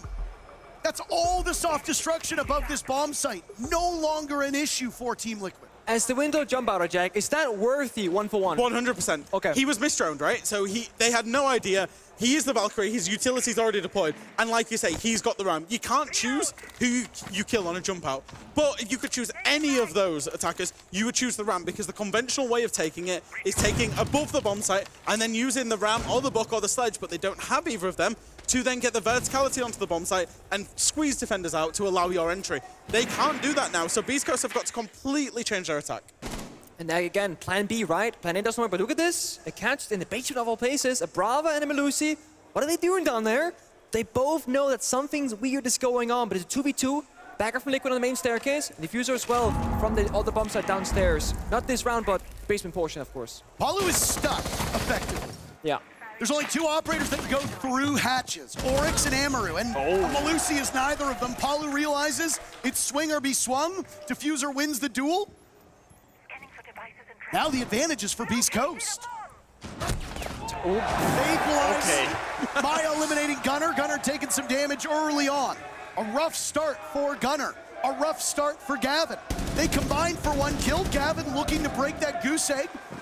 But it will now be a goose chase as Maya drops. Are they going to keep chasing people down here and never attack the bomb site, though? That's my big question. Diffuser does find the kill, but there's only 28 seconds left on the clock. You've still got an Echo on board. You've still got a Solus on board. These are 2 operators that are very strong when an execute comes out. The question will be, does Lagonis find himself in a safe spot? Are those yokai drones up? Because all you need to do is buy time. Diffuser now with the case, his namesake. Attempting to get the plant. Lagonis looking for coverage. There's one from resets. Lagonis taking damage. Beast Coast spent so much time running across this map. They got the Diffuser down, but Liquid cleans up 3 quick kills. And that's at least a 4-1 first half. This bomb site stays perfect for the defenders. Are we saying that should be the primary bomb site? I'm not sure that's what I'm saying. I actually think had Beast Coast have executed Plan A, they might have had a good chance of winning that. But losing the Ram was so key in that round. I was going to say, how does that play out if there's no Ram on the board? Oh, cheeky. It wasn't just a 50-50 jump out. They had actual intel of great yokai drone usage to enable their players to make that play. I like the back take from Beast Coast there, but they weren't anticipating the Solus hiding in small office. The wall opened up, prepped for you, so that when you run through archives, you're easily punished. Yep. And the call was, let's get in and help Diffuser. Reset said, okay, I hear you coming, immediately pivoting, and a great shutdown from Liquid as the damage for Beast Coast continues to get worse. Just want to talk about this site selection again. Yeah. So as you can see, it's going to be the top floor. Now, this was the only site that Beast Coast won. This was the only site that they won on the attack. However, if we talk about how the rotation maybe should have gone, the Tellers Archives picked in the last round maybe threw them off. So now they might have spent, and I'm going to go on this again, they might have spent the whole post round of that Telezark edge on saying, hey, right, it's got to be open area. It's the last site available that they won. And then Liquid have chose to go CEO executive. Obviously thinking that they can fix a few of the problems that they had the last time they played it. I mean, it very well could be, and if that is the case, Liquid, they really have been doing the homework in terms of what they can do to throw off their opponents.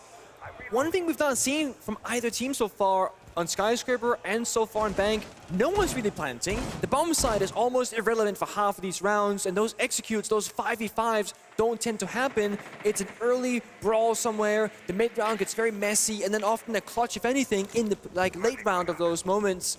60 seconds.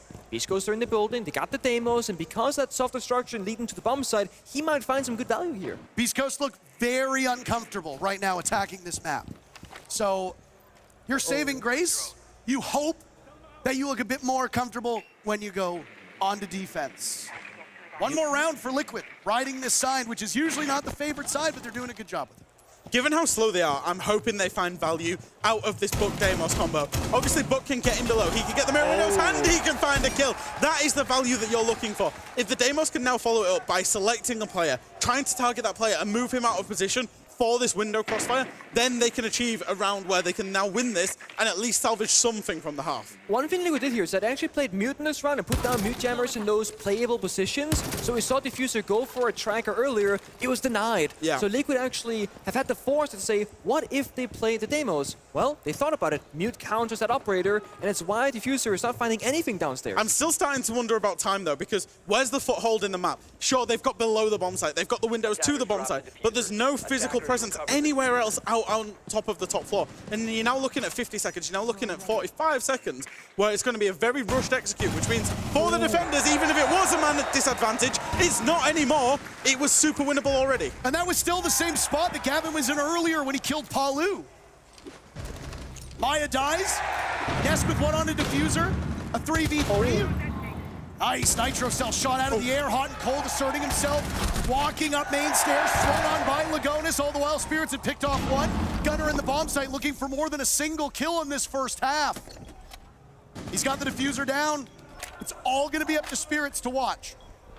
Spirits leading the way right now with 6 kills for his team. That drone at the top of stairs still there, isolating Lagonis. Gunner falls off the plant. Nesk needs to stop this. That's really it. That's the win for Liquid at the moment. But Spirits will be hugging the tight corner. Nesk game's a bit too high. beastcoast wins only their second round on attack, but it sets them up with maybe a bit of confidence for the second half. That's a close call, Jack. That's a very close call in that round. And again, it doesn't come down to a plan successfully, but this time beastcoast, they baited out Liquid to swing because they're, baiting out the potential there. Well, there's something that's been seen in this matchup that caught our wonderful analyst's eyes. Jesse, what is it?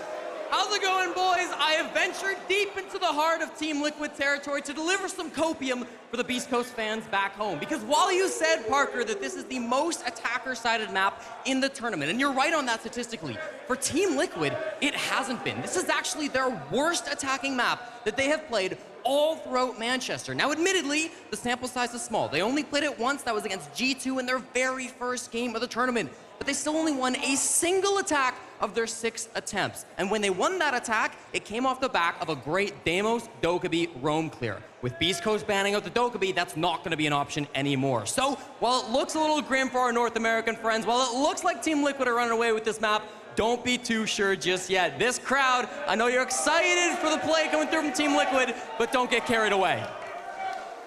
I don't know if Jesse's going to make it backstage. Going in the Liquid section and saying that. Jesse is very small. Jesse is small. He is easy. It would be very easy to kidnap Jesse. But he runs fast. I think he's very fast. Jesse is very quick.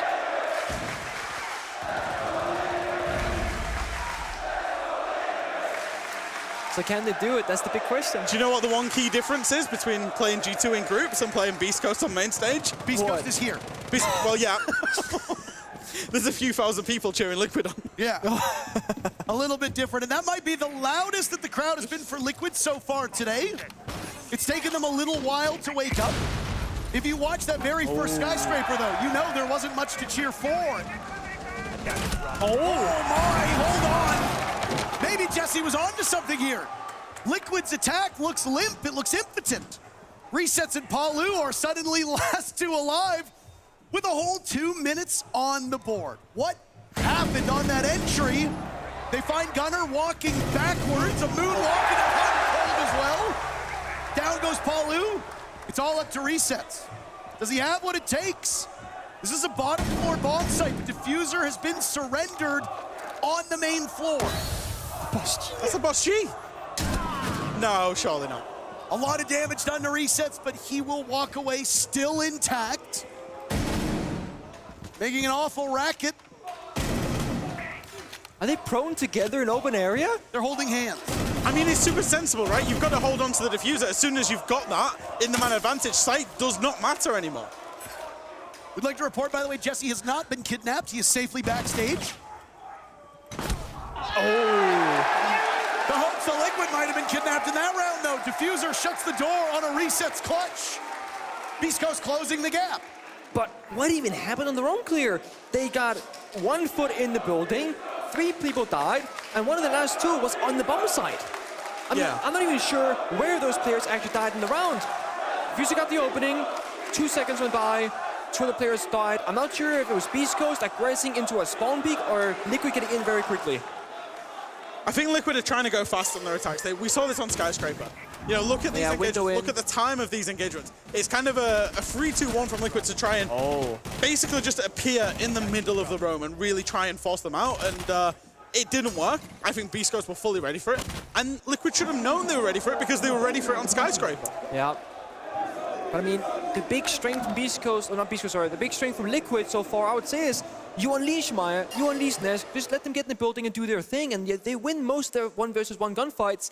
That's not been the story versus Beast Coast whatsoever. They are holding their own individually, but also in that round, you noticed there was not like a single 1 versus 1 fight that determined the outcome. It was multiple people from Beast Coast playing together, shutting down individual players of Liquid, and it's how they won that round so dominantly. It's really good basic siege for Beast Coast. It's simple, but it's effective.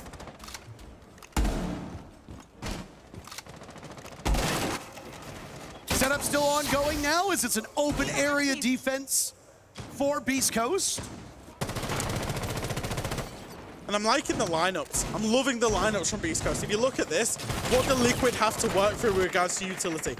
Mira, Warden Shield, Azami inside of Kitchen, Legion with a bulletproof, and a pocket mirror. You get rid of one, another appears. Gunnar, absolute genius. And then the castle as well. Again, a pocket castle. So there's so much utility. What did Liquid struggle with inside of Skyscraper on their attack? It was spending so much utility in the early game, and then in the late round, not having anything left for any kind of execute. It's exactly the same as against Fury yesterday. Yep. Liquid struggled with utility against Fury. In a straight-up brawl, Liquid typically does well. But when you're requiring some level of cooperation around gadgetry, that is the hang-up for Liquid. Nesk vaults into his doom. 8 kills for Nesk. You cannot be gambling that with that level of sloppiness. Now it's Maya looking for one. Onto Diffuser from above. The entire top floor seemingly surrendered by Beast Coast. You saw them all fall back. Perfect. They've wasted almost a minute and a half. Now they can get closer to the site. And Maya's let Diffuser get back as well. He had him, but he didn't know he had him. He was waiting any self-drone to try and then find him, to punish him and try and bring it back to 4v4. I think it was a great reaction from Beast Coast. As soon as they got that kill, that's the trigger point. We don't need to have any utility on the top floor. We don't need to win the map. We don't need to win the round up on the top floor. Let's get back to site and lay ourselves back into the utility of site and force them to execute in a 4 versus 5. Because ultimately, when that happens, the defender should always have 2 players looking at one and be able to trade each other out to win the round. Really great reaction from Beast Coast for me. It's all about clearing conditions. You be a drone count, the time on the clock, getting that opening pick. There is only one downside now if you're Beast Coast. You're all playing from the same horizontal level on the map. If Liquid can isolate those players, shut them down, for example, they have the demos, they got 2 frag grenades in pocket, that can get them some kills. The difficulty for Liquid is getting inside the building. No shield play, no smokes, only 3 flashbacks are put off Palu to like deny line of sight. Oh my, what a shot from Resets! He assassinates Gunnar and Diffuser follows into the same grave dug by Liquid. Hot and Cold has almost barricaded himself out of this position because the advantage right now in numbers for Liquid. Maya can stick on this spot. 15 seconds to go. Or not. There comes the advance from Hot. Gavin taking out Palu. Maya needs to win this fight to hold on. The defender's cleaning house. Maya shut down by Hutton. Everybody on Liquid whose jobs were to take the site, they falter, and Liquid falls short. Fett cheering louder than the crowd. We've got ourselves a tie game.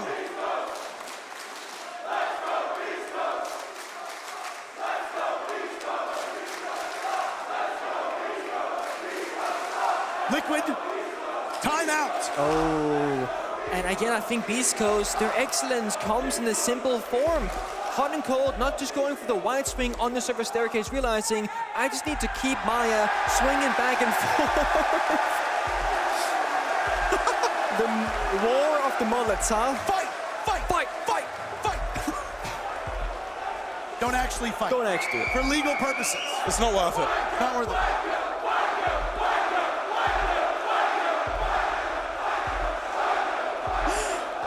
Don't know if we can say that on air. No.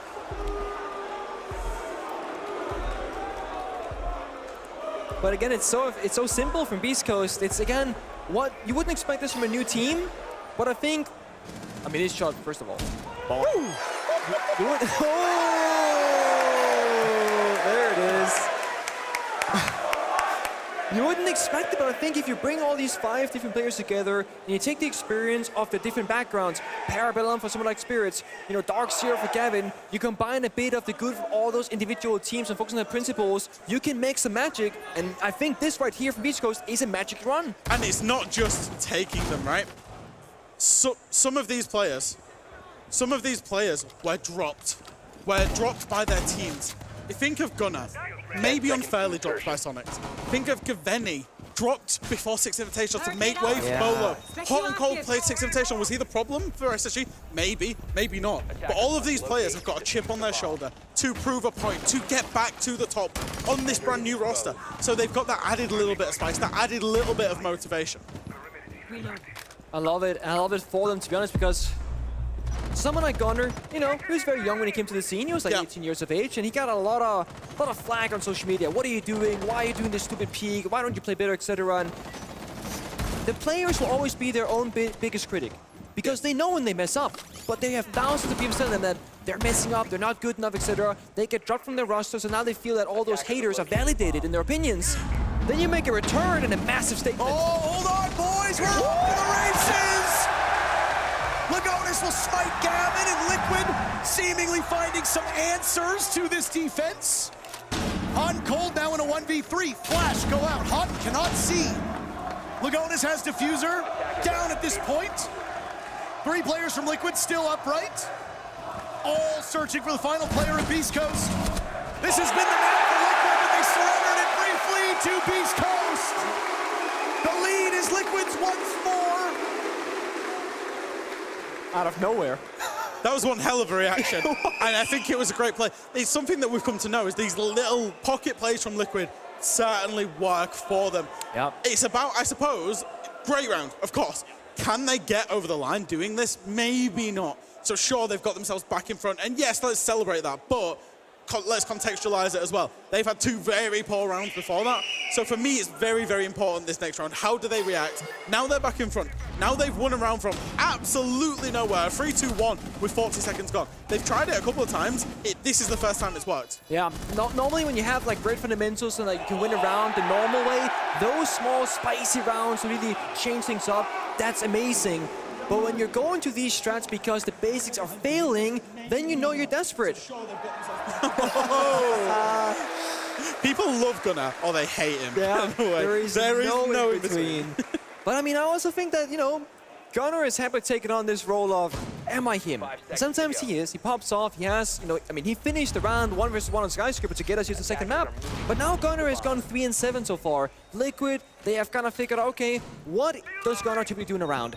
Is he gonna go for a bad play? Is he gonna go for that aggressive swing? Because we see very often Liquid just holding passive angles, almost letting Beast Coast come to them in those gunfights. Spirits is once again playing the Boss G, by the way. He loves that weapon. Absolutely loving it. We've seen it quite a lot across the tournament, but yeah, if I died to it, I know I'd be tilted. And a nice way to tie these 2 players together, by the way. Gunnar was the highest rated player at the end of map number 1. He is now tied with Gavin for the lowest rated player in map number 2. It was Spirits who was the lowest rated player, period, in map number 1, and is now the highest rated player, period. So as it goes, it's the duality of Siege. Sometimes you're fragging, and sometimes you're the free frag. And in this case, it looks like Gunnar and Gavin have had some stumbles. If Beast Coast want to win this, you'll need more out of them, but the rest of Beast Coast have been keeping pace with Liquid. That was a really nice attempted mini play there, by the way. The IQ pinging out the Vigil scan of the Vigil scanner and then pushing in on the back of that. Spirits is very lucky that he got away with his life, and you know, had it have not happened, Liquid would be sitting in a 5v4. They did everything correctly, but find the kill there. The big thing I think as well for Liquid is that while they roam clear top floor, they also have presence in the basement, in garage as well. So they're working multiple angles right now, applying so much pressure in different ways towards Beast Coast. And you see right here from Paolo, now Beast Coast, they have to react to all these different things perfectly, or they might fall by the wayside. And Paolo's position is so key, because we can see from his point of view, there's defenders on the left-hand side, you can see the silhouettes as his scope just about blocks it, and there's defenders on the right. What he's doing is he's cutting sight right in the middle. If his team now choose to attack either the left side of the site or the right side of the site, they'll have a numbers advantage. Liquid find the first pick. Palu eliminating Diffuser, losing the door now as well inside a garage. The ascent from Liquid is a quick one, but hold on. Gavin showing up. 2 kills for him inside of open area. Spirit with yet another. Liquid have just lost the advantage. Resets to swing through. He knows that Gavin is in this position. Gavin might have just given his position away. Deagle out. Gavin win that, good lord. Traded off by Lagonis, but Lagonis sacrifices half of his HP in the process.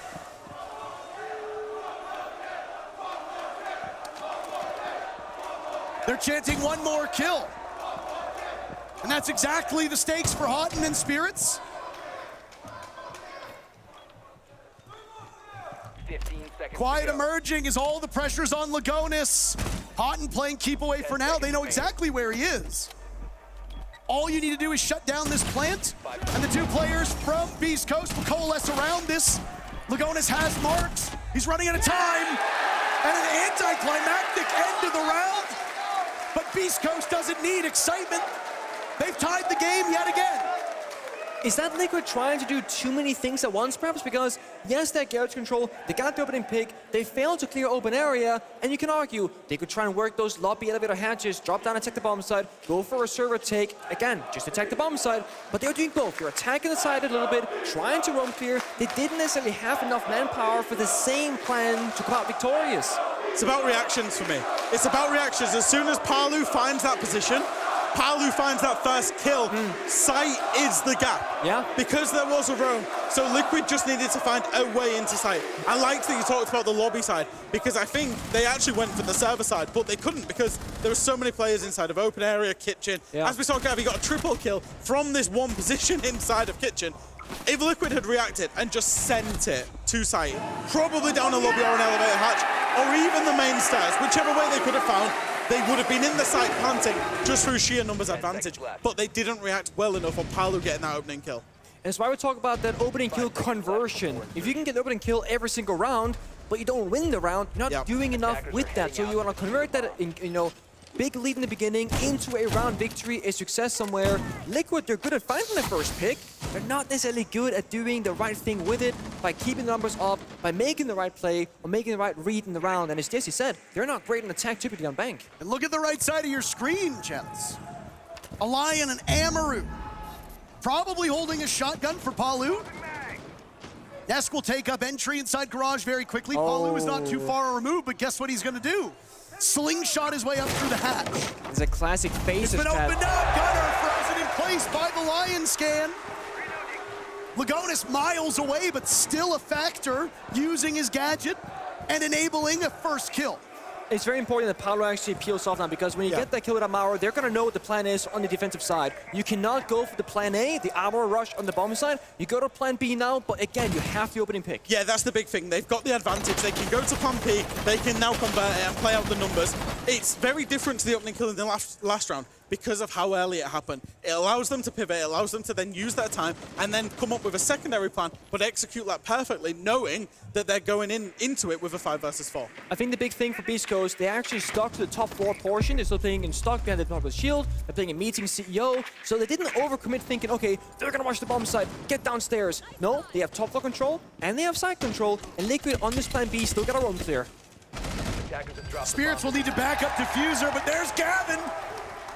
2 very fast kills. Beast Coast regain that numbers advantage, but there's half of the round to go. Spirits has 1 lined up. Resets close enough to strike.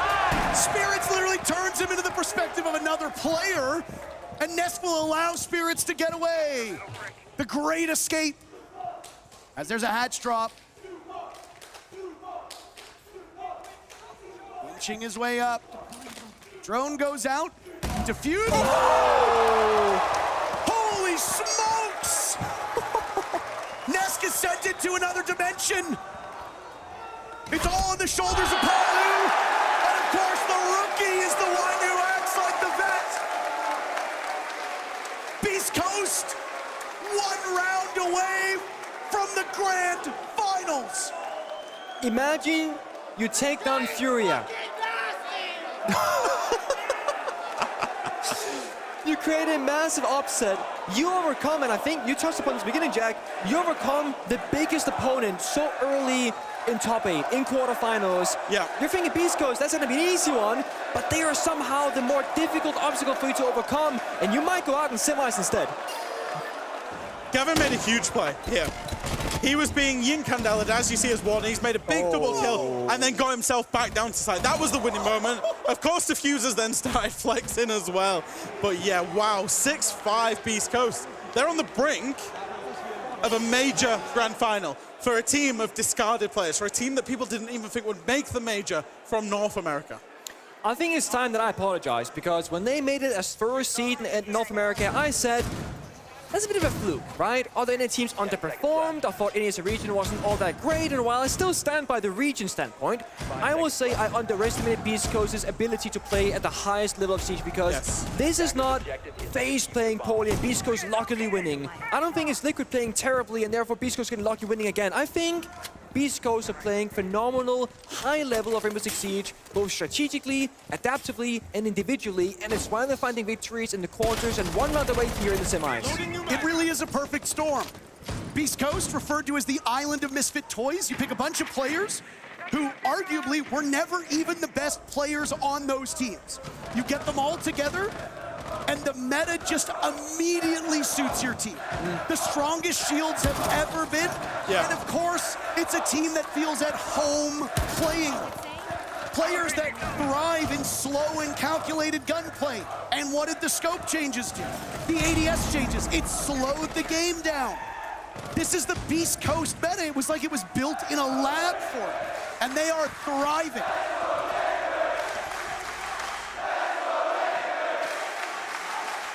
The crowd desperate to get the favorites back into this match. Liquid have only won a single round on attack so far. They must win a second, or their run here at the Manchester Major is over. They start with a pick on the Spirits, the best player on Beast Coast in this match. Here the crowd helped so much. Liquid looked a bit frustrated, of course, backs against the wall, but the crowd still believes in them. They've said so many times, when the crowd helps them, they can do better. You need that crowd buff behind you. Liquid seemingly imbued with all of that energy. And they walk in. 2 very, very fast kills. Houghton flicking over, Diffuser first kill. What? Another on the resets. You cannot lose the plot. There goes Houghton from above. Lagonis drops. Liquid now with the advantage. And you'd be forgiven for thinking that this is the top floor bomb site. It isn't. The bomb site is Teller's Archives. Look at this red angle from Diffuser. But suddenly, it's Gavin in a 1v2. Diffuser gets one before traded off.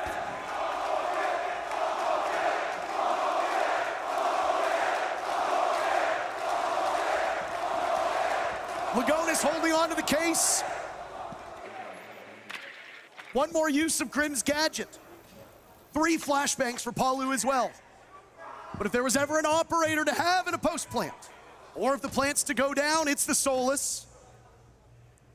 Gavin standing pat, 30 seconds. This is the quietest the crowd has been all weekend.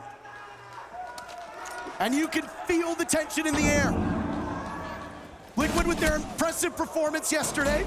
Seconds to go. Gavin doing damage, but will have to peel off. Looking for Lagonis to get the diffuser down. Oh, but he can't get through. Oh, not even wasting time. A big blunder from Liquid, and all Gavin needs to do is just waste time. Lagonis getting it down. The punch. Gavin through the wall. From zeros to heroes, and now to a grand final. A team that didn't even exist months ago will vie for their very first trophy and knock out the crowd favorites. Job's not done. Beast Coast have one more match ahead of them. When the teamwork doesn't work, the individual player shows up. Gavin with a beautiful 1v2 to send them to the finals. Oh my God, what a match it was. The end of the road for Liquid at the hands of the best from the West. Our beautiful Ian Chambers is down on the stage. And boy, oh boy, I'm certain you'll want to hear from him.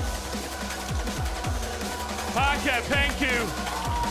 This crazy, crazy weekend in Manchester just keeps getting more and more unbelievable as I stand by here now with Gunnar ready for a conversation. Not just Gunnar, grand finalist Gunnar of Beast Coast, a team, like Parker said, that didn't even exist. Disregarded players out here proving doubters wrong in the biggest way possible. Gunnar, I can see it in your eyes, I can see it in every single part of your body. Can you believe this? I don't know what is going on. Sorry, I didn't mean to steal the mic from you. Let's fucking go! Oh my God! This is awesome. I mean, job's not finished. We need to win the grand finals. But I mean, no one expected us to make grand finals. We all got dropped except for Diffuser, and we got made fun of for picking up Diffuser. So, I mean, here we are, man. I don't know what's happening. This is insane. You've still got a big job ahead of you in a best-of-5 series, of course, tomorrow in the grand final. But you've taken out 2 Brazilian giants. What do you have to say to anybody in the past that has ever doubted you and your roster? Anyone who's ever doubted me or any of them, I'll keep it light, 'cause I don't want to get fined. But fuck you, and let's fucking go, bro.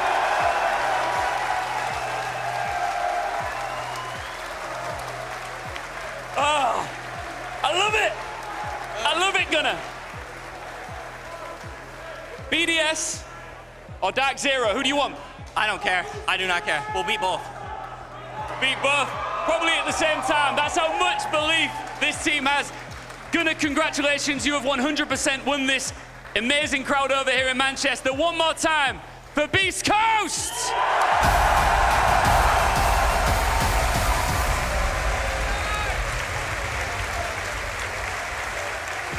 Give it up one more time for our victors, Beast Coast!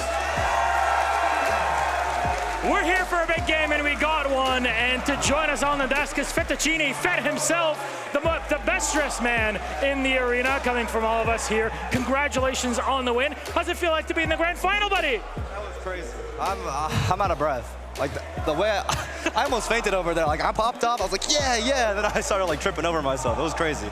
I love you, Manchester! Let's go! Fett, last night I saw you in the hotel lobby, and you looked a little less happy than you do right now. You looked tired, you looked stressed, and you told me stylistically you thought Liquid matched up really well against you. You thought this would be a really tough game because of that. Did you encounter those problems you were expecting, and how did you overcome them? Oh yeah, that team like counters us really hard style-wise, and they have so many strats, and they counter very, very well. Their analyst, T-Sice, that's my boy. He's really good, and I mean, they came with the heat. They were unpredictable, We just had to stay ahead. We had to stay calming. We had to make sure, because our team is, we have a lot of options as well, but we just had to keep it going, you know? 100%. But 3 months ago, this team didn't exist. You took 5 free agents. Somehow you made it a team that is so coherent and plays collectively. You have an amazing map pool. How did you do it in such a short amount of time? We're so hard on ourselves. I think that's the biggest thing. Every single time we win, I'm still critiquing them. Every day in scrims are going well. We're yelling at each other. We're going at each other's throats.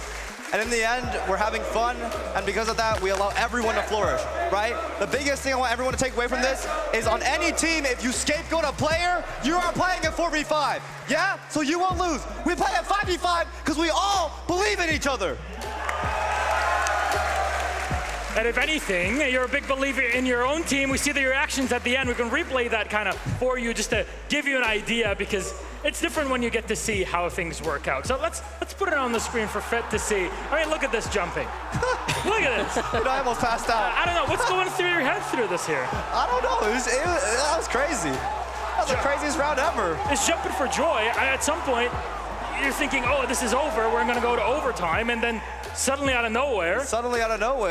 I mean, my players are just so good. I mean, Gavin's a monster. You saw that guy tearing up Team Liquid. All of my players are monsters, absolute monsters. All right, now preparing ourselves for the grand final. Anything you'd like to say for whoever it is on the other side of that bracket? I don't know. Y'all can have it. Fair enough. Give it up one more time for Fett and beastcoast!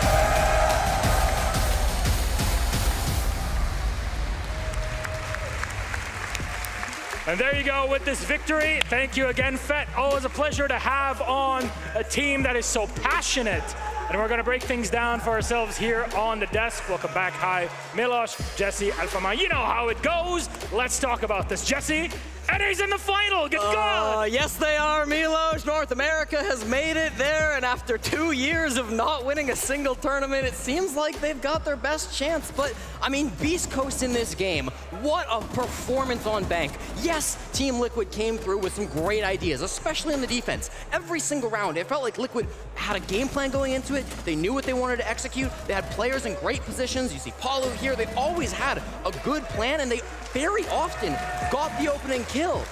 But then it would be some crazy multi-kill. I don't know if it was going to be Gunnar, it could have been Gavin, it could have been Houghton, could have been anybody. Somebody would just pop off, find 3 kills out of nowhere, and Liquid's plan would get thrown out the window. That is the power of Beast Coast. You know, one of the things we discussed last night, actually looking at their game, it feels like everything always goes their way. Like there's something, they have a lucky charm. Even the last round, this little beam that's preventing the Grim to actually rotate through buys enough time for the deny with the Solis. It's actually crazy. Anytime they go for a multi-kill, anytime they lose them an advantage, somehow they find a way to bring it back. The way they manage to bring this round back every time, even if they're losing strategically, is crazy. Once in every couple of years, you get a team that comes around. I'm talking about Navi and Tokoname. I'm talking about Team 1 in Mexico, who, against all odds, not the favorites in the slightest, come out and win a tournament that nobody had them winning. Now that Beast Coast have made it with a brand new roster to a major, made it to top 8 with a brand new roster, beaten one of the tournament favorites, beaten the guys that beat the world champions, and now we're in the grand finals, I don't want to call it early, but it really feels like Beast Coast are feeling like one of those teams. Before to move on, kind of lock this in, there has to be something about this lack of pressure that is on Beast Coast. We talked about it, over the past few days that they're coming in. Yeah, people put some sort of expectation, but it was more of a, yeah, we don't really expect them to make it here. So they're looking only to prove people wrong. You can clearly see the difference in the Liquid that we saw playing today and the one yesterday. I think yesterday they were going against the world champions. They had no pressure on themselves. Yeah. That's one of the things they said actually when coming off the desk is they were saying that they were able to play Flourish playstyle, many different variations because they felt like they were in control, they were comfortable, nobody was expecting them to win. And now they come into this matchup and it's a completely different story. Everybody expects them to win. And the fact that they're the consistent underdog, Beast Coast, that's a way to enable them to actually play that aggressive, to go for these multi-kills. The main win condition that they have is that control, that comfortable. Now let's talk about Liquid, because despite everything, Liquid still made it to the semis. We almost had a map 3. It could have been completely different. What can we say about their run to close it off? It's another Liquid, another tournament, another failed trophy attempt. I mean, listen, I love Liquid, and they played well through this tournament. You know, especially coming off a rough SI where they didn't really perform, and especially a brand new roster. You know, this is good for them, but also for the legacy of this org, for what they've been trying for so long, to make it so close, and yet so far, I think is going to be tough for them. We saw the emotion on their faces. They're not happy with it. I know their fans are going to be disappointed down in Brazil too, but I mean, that's Siege, right? And I'm sure one day Liquid's day will come. It just wasn't today. You know what, Jesse? I wouldn't be too harsh on them. They've actually been the best performing team out of Brazil this event. And that's it. I think that's the big story here. Brazil is eliminated of this major. The biggest region in the world, the one that's been dominating for 18 months, this Siege, is not in the major anymore. We're going to crown a new region as a major champion. This is crazy. This is new Siege. Brazil's reign might just have ended here in Manchester. Who would have thought that that would be the case after what we've had over the past 2 years? I'm still at awe at the situation that we're in, and it's NA that has come in to dethrone in their own way to make it to the final. I mean, you're parting that Liquid Sea here. For sure, but we'll hold our horses a little bit on the North American excitement because there's a very scary team coming up next that might want to rewrite that narrative a little bit, Milos. All right, now that we've closed it off, Alfama, thank you very much. Jesse as well, thank you all for being an incredible crowd for our first game. I know it's not easy when you have two teams that one half of the crowd cheers for pretty much, but hey, we got a great one out of it. Let's take a quick break. When we get back, we'll be ready for game number 2.